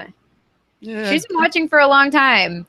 I feel Get like the polygraph. Yeah, I feel like I don't know who to she- believe anymore. I feel like she's like I was gonna say my sister, but my sister watches pretty religiously. Like she's like my mom, like where she watches the show. She sees like generally what's going on. She likes like that Dr. Will and that Dan and that Derek was fun. Like she generally knows what happened. And I know Jessica does know a little bit more than that, but I don't feel like she was ever in the fandom of Big Brother. She was just No, I don't think she was like on just the a fan. subreddit or anything like that. Yeah, I have friends like that who like watch the show, but they like they're not like they're not like me. So I feel like that's the distinction. All right. Brittany in the chat room said Jessica didn't know what Stan meant. I think you're fine. I didn't know what That's a good Stan point. meant like a year ago. So, Well, Taran, that was you were updated programming. oh, yes, I lived in a better world. back Windows then. 10. Before I knew what a Stan was. We're all pretty much in agreement here. We're selling on Elena. Yes. Yeah. She just Yeah. can't. yeah. She just can't quit Mark. She knows she needs to, and she knows she wants to, but She can't get out of her own something way. about the absence of other people. It's just it's a killer. She has a terrible temper. I will submit that two things. Number one, Matt using the veto on Jason, and two, Elena not picking the veto and choosing the $5,000. I know that they are bad moves in a vacuum. In fact, they are freaking horrible moves, like beyond horrible. But this is the 1 week where they were right to make those moves, I feel like. You know, Matt, obviously, it's crazy for him to do that, but what he wants to have happen is for Cody to go home. And Cody's going to go home. I mean, Matt's not going to go home. And Elena also knows that her path to the end is pretty like non-existent at this point. And it doesn't really matter if she goes up this week or next week, I guess. And she got $8,000 for jury and whatever they got before. Now she gets another $5,000. She needs the money. I think they're terrible moves. It's not my Big Brother, but I understood why they made them. And thank you for watching the Brent tutorials on how to polish a turd. Anyway, next up we have. All right, Taran. Next up we have Mark, the last person to talk about here. Obviously in a lot of danger for this coming week. As I mentioned, I do think he has a very outside shot at staying alive here, especially if he wins in HOH. But it's hard to see a path forward where he survives the next couple of evictions, right, Alex?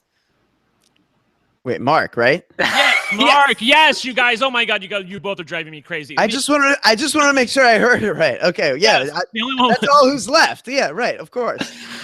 That's the funniest part is I really wasn't distracted. And I was staring right at you, listening to every word you said, and I still somehow was like, well, that you happens. say with Mark, Alex right? sometimes. Yeah, no, I just want to make sure so I don't talk, say something about, Alex, she'll come out and just rip her shirt off and go, no, that's a Mark joke.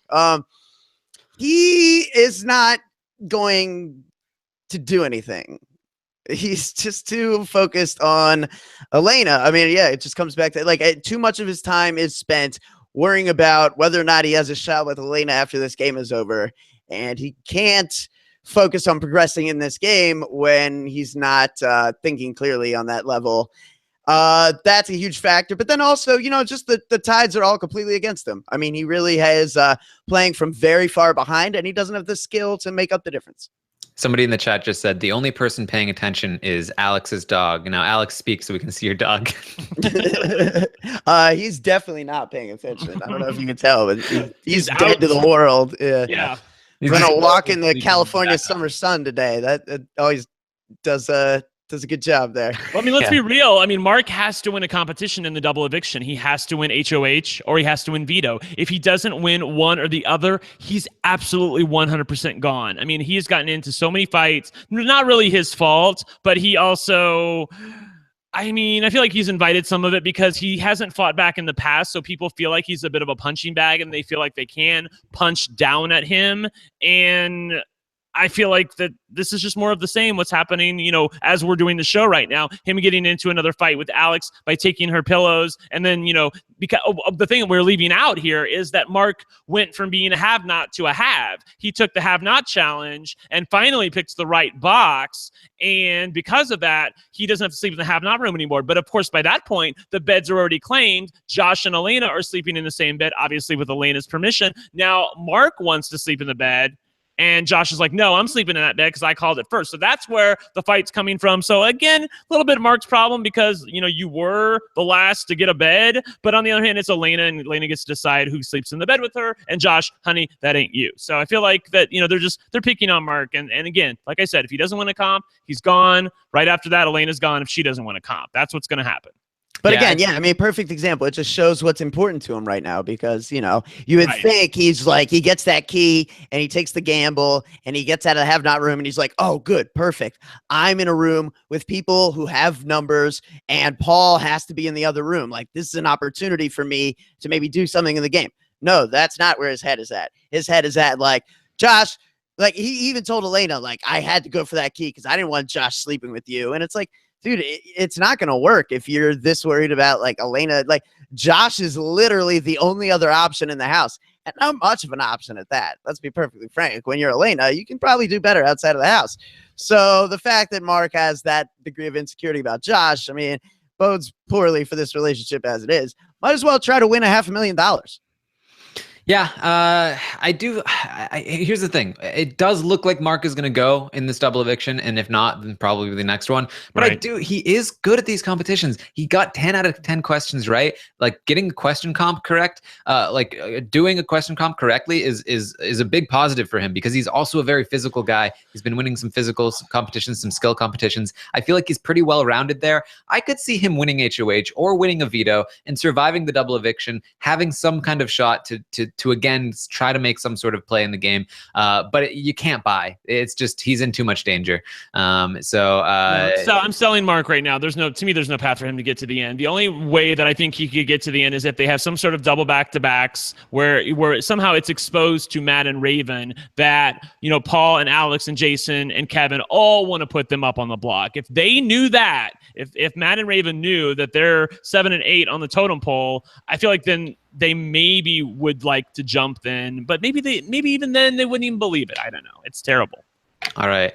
So there's our stock watch. Let's get into some questions here because I've got some good ones tonight. First, I saw one on Twitter from JD who asks, you guys touched on your draft. So who would you pick, Paul or the field? And I think this is a good question because Paul, obviously the front runner at this point, but do we like his chances better than everyone else in the house combined? Alex, what do you think? You gotta start with me. What is the meaning of life, Alex? What do you think? Yeah,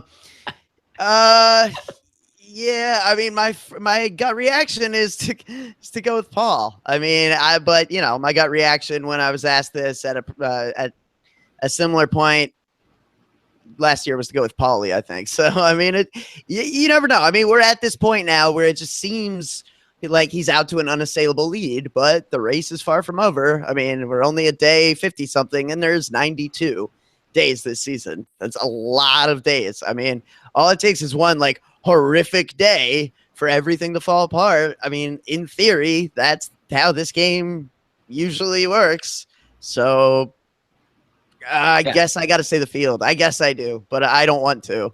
I would say pencil Paul in for the end game, but I would take the field over Paul. He hasn't displayed to me his plan for getting to the final two. And that's my only problem with it. I feel like even if he's 100% locked to get to the final three, I feel like he's at best like a 66% chance to a 33% chance to get to the final two. And that's my problem with it. So I would not take him over the field at this point. Melissa, what are your thoughts on this?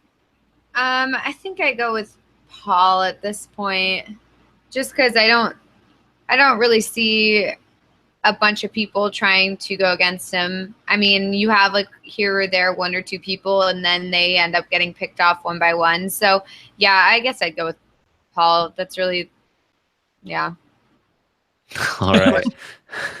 Yes, So- I have to say that I would actually take the field. This is the same question I've heard over and over again. I feel like that it's always a trick question. Like, just mathematically, you should take the field at this point. Anything can happen. There's a crapshoot competition. And I do feel like once it gets down to 6, 5, 4, that they're all going to realize. And we don't know what can happen. Maybe a bullhorn says something. Maybe Zingbot says something. Maybe they're asked a certain question in the diary room a certain way where they have to look at, the diary room always asks people to look at all sides of the equation. What happens if this person leaves? How does this affect your game? What happens if this person leaves? How does this affect your game? Can you win the game with this person in? So, hopefully they get their wheels turning, and it's not easy for him to go from a straight shot because let's be honest, since the middle of week 1, he's been in control of this house the entire way. Even during Jessica's HOH, he was in control, I feel like, of that vote the entire freaking way and had everybody lined up. Josh, you act a certain way, you do this, everybody was like, he had all of his players doing exactly what they needed to do, and they were all too happy to do it. But it's still tough, and I have to take the field.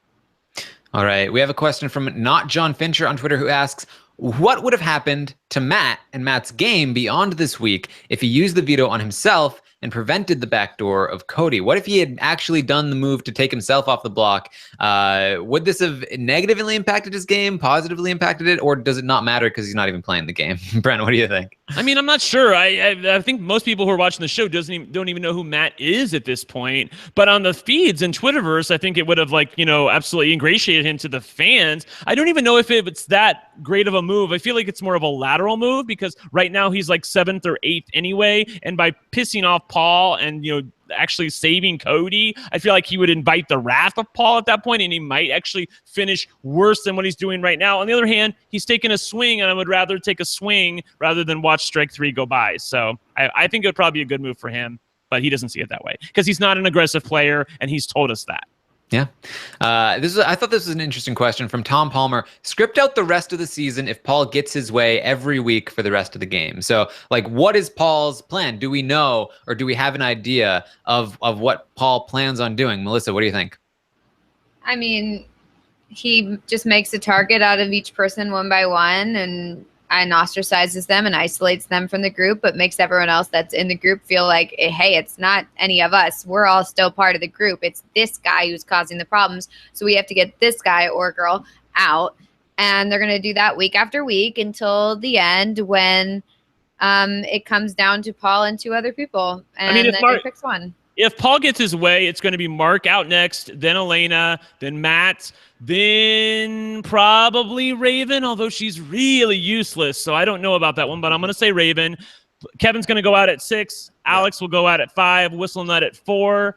Josh, Christmas, and Paul will go to the final 3, and whoever wins that crapshoot comp in part 3 is probably going to, I'll say this. I think that Josh goes to the final 3 no matter what in that scenario. I think Paul takes Josh and not Christmas because Paul would be afraid of the unknown of how her injury might be received by the rest of the house guests and the jury. She's a strong woman and she fought through her injury, which of course is Christmas's whole narrative, even though that's not the reality of the house right now. Yeah. So I feel like Josh goes to the end in whatever scenario. So at least that'll be fun. The audacity of hope, a Christmas Joy Abbott's. Oh my God. Yeah. I mostly agree with that. I do think I think he might go Kevin before Matt and Raven, or maybe in between. I think that he's starting to recognize that Matt and Raven are very loyal, whereas Kevin can be a little bit more of a wild card. If he had his choice, he might choose them first. And then I'm skeptical about Paul's endgame plans because, as we know, he never really learned his lesson from last season. I could see him mistakenly thinking that Alex would be the best person to take to the end, and I still think he can beat her, but I think that he might think that oh yeah, I could totally take Alex, just like he took Nicole and then loses to Nicole. I could see him almost losing to Alex because he takes her to the end instead of somebody easier to beat. So he's going to take another girl who's a little bit of a sassy bitch with bad highlights and glasses to the end and lose again. That'd be funny. Possibly. Yeah. All right. From Thomas Scott on Twitter, if Paul goes home in the double, who wins the season? What do you think, Alex? I don't know.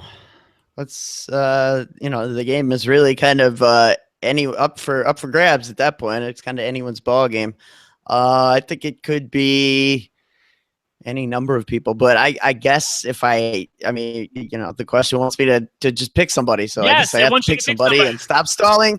So I'm gonna go with Whistly Nuts, I think. I was going to say the same thing. I think Alex obviously has a great shot, but I feel like she gets picked off. I feel like Jason has a great shot there. But I still feel like James Hewling is a better player than all these people.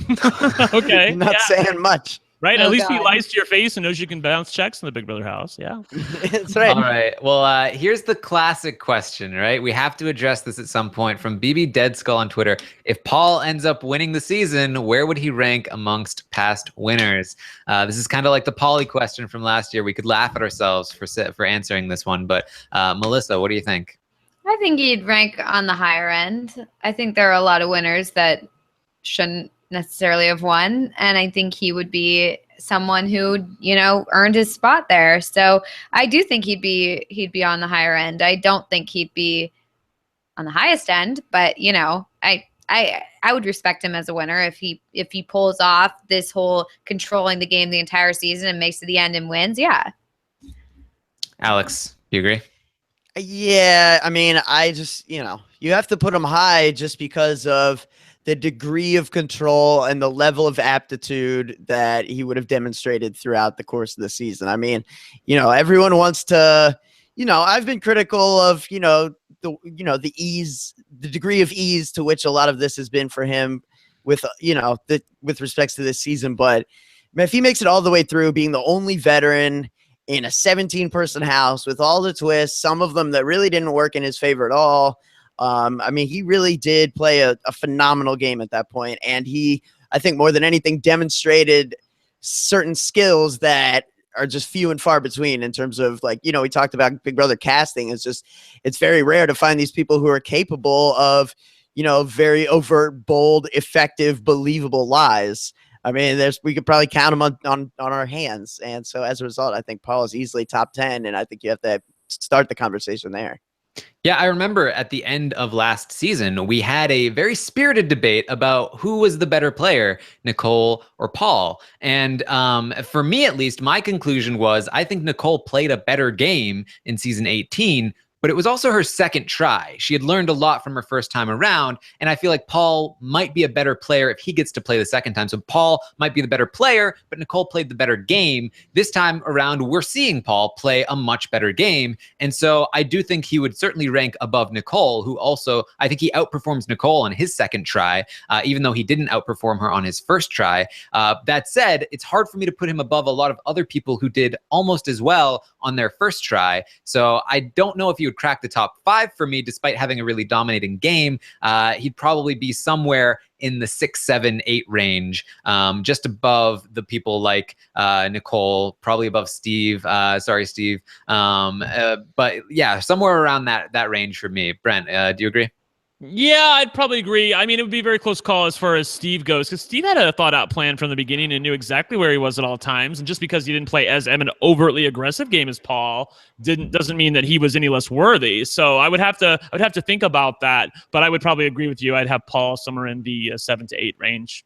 Yeah. I really do. I think right around that Steve range is where it would be. Maybe someday when we have another winner rankings, if Paul is there, we'll have the full debate. I feel like there's always a move that the really great players get somebody else to make, like Andy getting McCrae to believe his lie during the double eviction, Will to believing people like that him and Boogie weren't really that much of a threat, during All Stars, even though he didn't win that season. I know, but nevertheless, it was something interesting that he did. Obviously, Dan, with the replacement veto roulette and all that.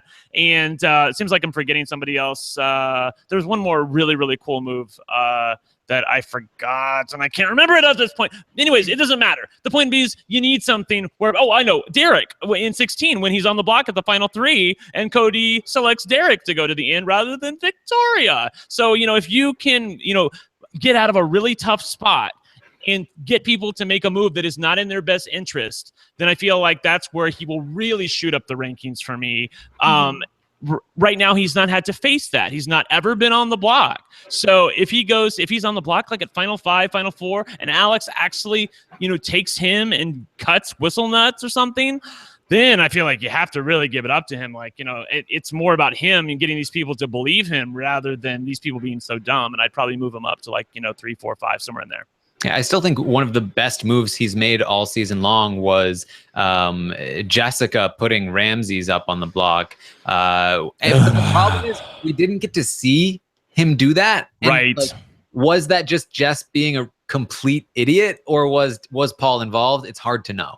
So I hope that we get to see some more examples of what happens when Paul is in danger and he needs to actually do some work. That's why I want to have Jessica on the podcast. I want to know how did that happen? Because the way it was presented on the television show was Cody said, well, you could just throw Ramses up there.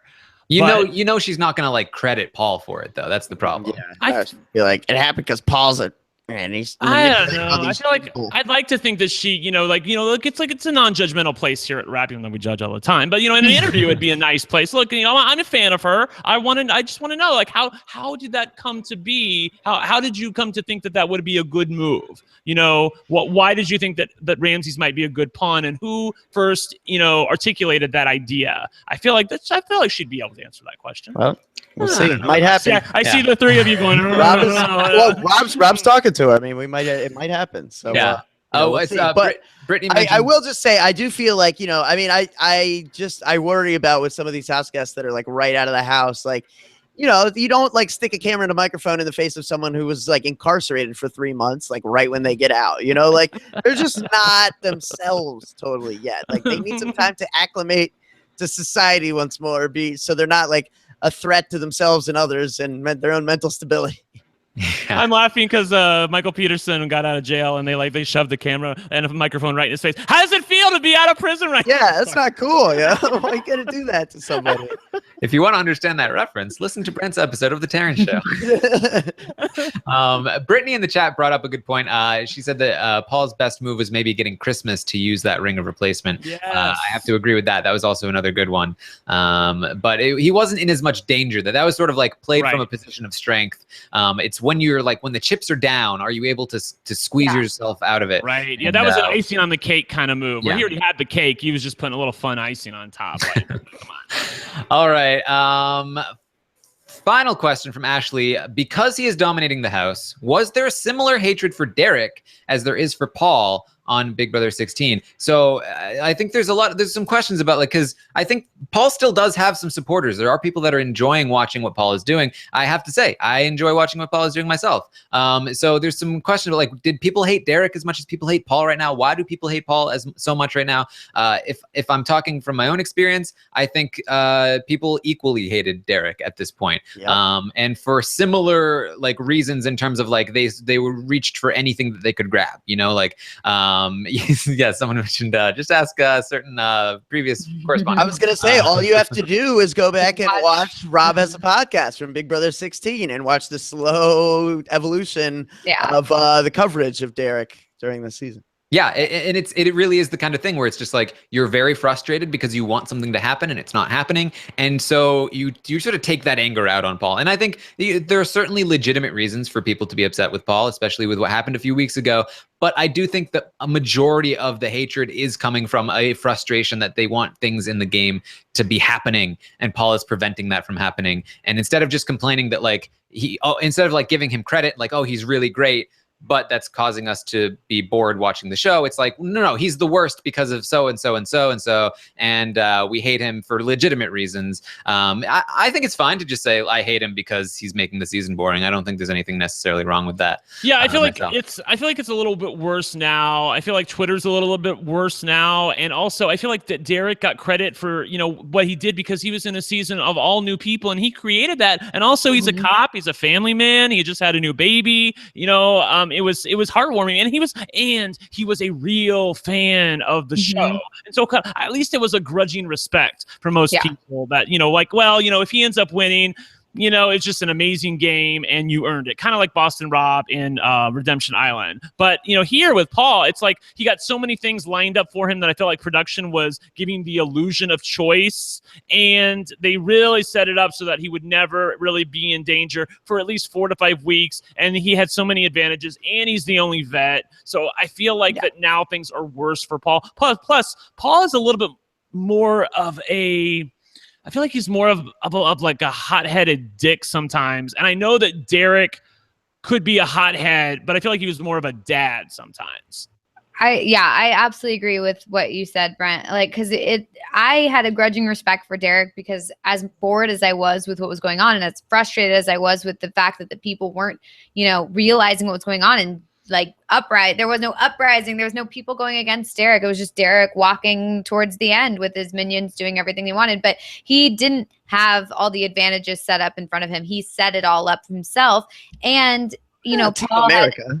But see, this is what I'm talking about. I feel like this is just a bunch of justification for hating on Paul. I think, we watched people love Paul last season and now they hate him. And the only real difference here is his strength in the game. Yeah, well, Taran, I feel like you're mansplaining to Melissa right now, so don't interrupt.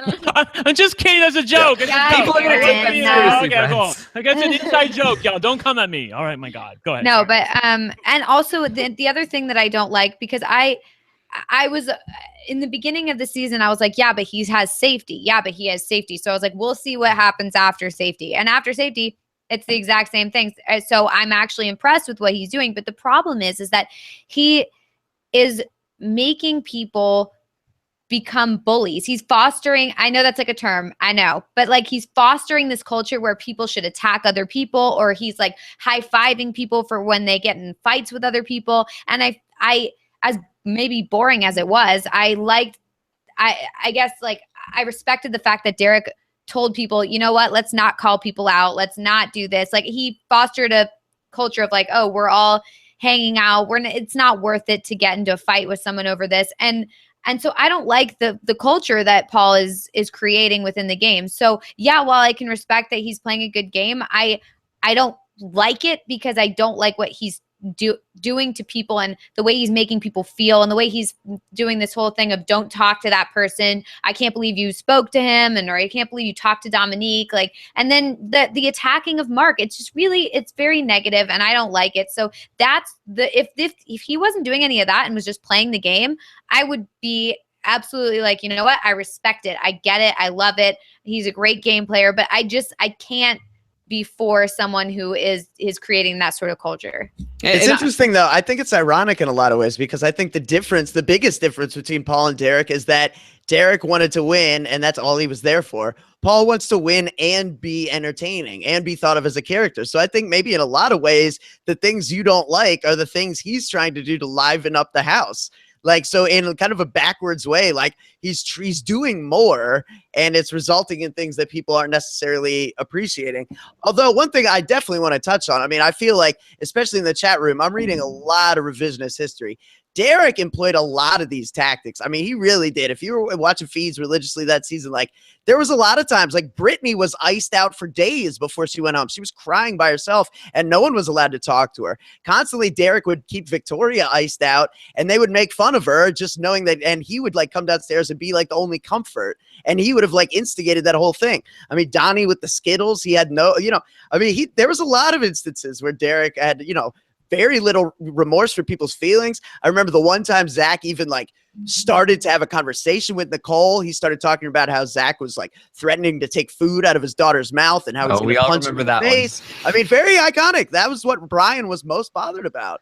So I definitely do take some issue with, and I've seen it a lot on Twitter and stuff, because a lot of people are making the comparison, but I think this idea that Derek played this PG rated Disney game to get to the end, the edit certainly gave him that, but man, from what I saw on feeds, it was a lot more sketchy and there was a lot more shady manipulation going on than I think a lot of people want to admit. Here's the thing. I do agree. I think that with Melissa, I completely believe what you're saying because I know that you were a fan of Derek's game in Big Brother 16. So it's not really you that I'm talking about, but if I'm going to make a prediction, I'm going to say that 2 seasons from now, when we have somebody who's in control of the game and everyone hates them, people are going to be saying, you know what? At least Paul made it entertaining for us. At least he was instigating fights and there was drama every week. Like, this person is doing this, and that's why we hate this person. That's why Paul is actually okay. I feel like that just happens throughout the season. And I don't think there's necessarily anything wrong with it. I think it's part of enjoying the show.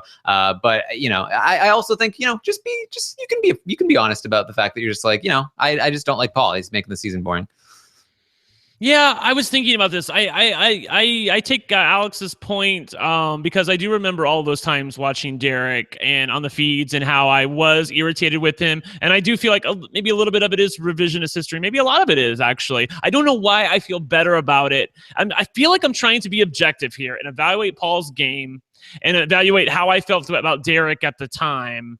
And I don't know why. I feel like this Derek earned it more. I feel like Paul's been handed so much stuff. I guess I can't explain it any more than that. And maybe the fact that he's a cop and, he had a new family, like that probably played on me a little bit too. All right. I do think that certainly things were really set up for Derek in a lot of ways, but it was also his first time, and I think that's a huge aspect of it. Oh, yeah, I remember. Also, I hated Frankie. I didn't have enough hate to go around. I hated Frankie, so Derek was like 5th on my list. Yes. All right. Well, that is our roundtable for this week. Lots of interesting stuff to talk. Oh, wait, no. There was one more thing, okay?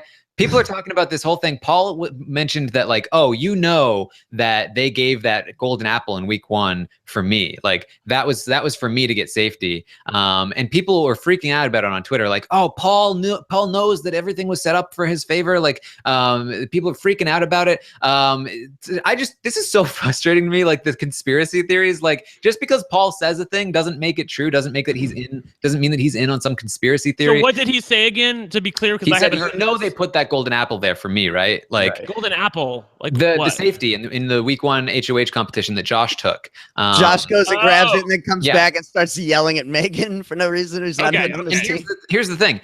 I'm totally on board with the fact that they probably put it there like, maybe Paul takes it and he gets safety. And if not, he's probably going to win that first temptation anyway. I'm fully on board with that, but they did not collude with Paul to give him the right.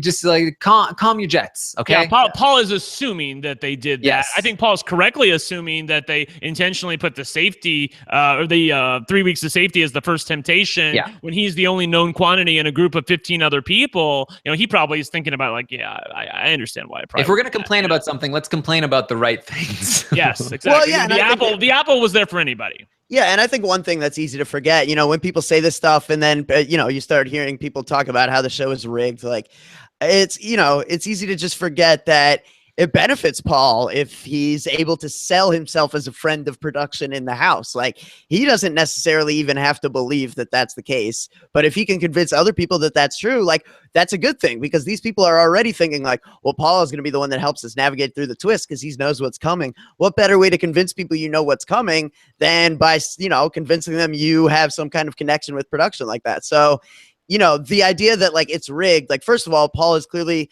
it's in his best interest to play it up. And then also just, like you talked about, just language, I think there's a lot of inference going on. Like, when he says it was put there for me, what he means is that, do the math. I was the one vet. The very next thing, there's the one thing. Like, yeah, but he's saying something. I feel like I feel like he should get the "you can't use production as a strategy" warning when he says something like that, because he's saying something as fact and it's not necessarily true, and he's trying to use production as a way to convey what he's trying to get across to them. So I feel like they're a little slow on the draw there to kick, to hit that button. Yeah, they've been bad about that all season long. And they were bad about that last season too. I mean, they only really called Davon on it once.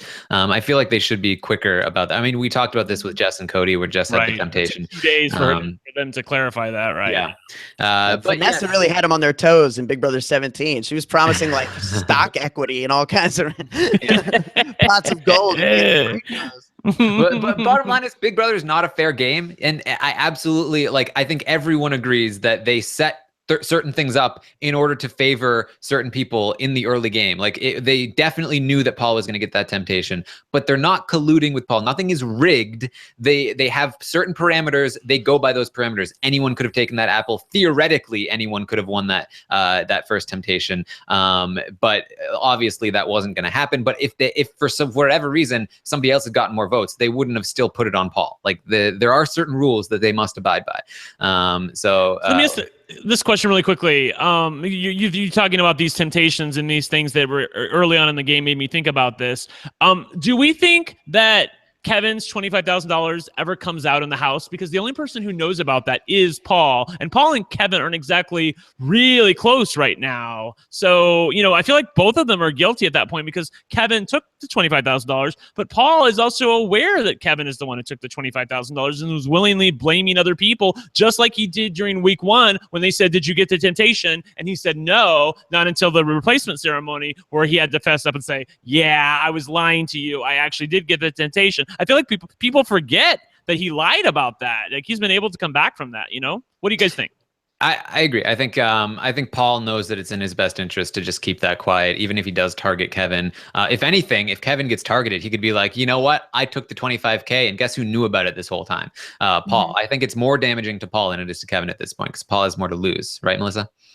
Yeah, I mean, I guess the only way that Paul could come out with it is if Paul somehow pretends that Kevin just told him about it, like that he just was informed of this, and then Kevin will say, "No, I told you about it in the beginning," and then all Paul can really say is like, "No, you didn't. You just told me about it." So I just don't think it's hard, though. I feel like that's hard to directly lie to someone's face in front of other people when you know what the truth is. Yeah. And Kevin, Kevin, if he's lied to made to look like a fool in front of other people in the house, I can't imagine he's going to respond positively to that. And I feel like the house guests will know at that point, you know what, Kevin's not lying here. Paul actually did. No, I mean, I don't think it's a good idea, but I think that's the only possible way he could do it. Because otherwise, it makes him look bad if the whole time he's been like, "Oh, Ramses definitely has it. Oh, I think so-and-so definitely has it." And like trying to put the target on other people when the whole time he knew it was Kevin, like that's not going to look good for him. No, you're right. It would probably eventually come to some kind of war of words if he decided to go that route. I mean, the only thing in Paul's favor is that you're already seeing people start to turn on Kevin a little bit and talk about him being sketchy. So, I mean, just, generally, I feel like when people don't know who to believe, they side with the person they want to believe, like the person they were already leaning towards. So, like, if it does end up going that way, that's like the one thing I think that is in Paul's favor. I mean, we definitely saw Kevin. He was able to successfully convince people that Ramses was responsible for a lot of stuff he didn't do. So, turnabout would be an interesting, I don't know. It'd be interesting to see. They actually had a discussion about that on the feed, just as a quick aside, the other day, where Kevin was like, "Well, you guys think that Ramses really had the $25,000?" And they're like, "What do you think about that?" And all these people started admitting that they hit the button. Like Raven admitted she hit the button. A few other people said, "I hit the button too." And I think Kevin was like, "Oh, so that's okay, right?" He wants to tell them so bad, and he's like, he's making sure he holds his tongue, like, "Don't tell him, don't tell him, don't tell him." It's very funny to watch. I fooled you all, you suckers. Yes. And none of you are welcome for Thanksgiving. Do we have a hashtag for tonight's episode? I think I'm fond of nihilistic, Melissa, but let me know in the chat if you have any other ideas. This was kind of a long roundtable here for such a boring week, but I think it was it's about halfway. We're kind of talking about the season as a whole, lots of big, wide topics. So I hope you guys enjoyed it. Again, let me know if there are any ideas for a hashtag in the chat. I also liked reluctant hold because I felt like that was also kind of a metaphor for this entire season. Reluctant hold. Yeah, I guess. Yeah. I see brazen naivety. Yeah. All right.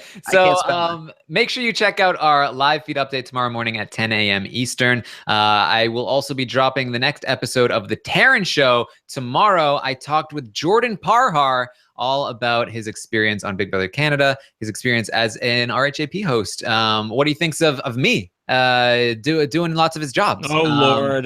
So it's a puff piece. I see.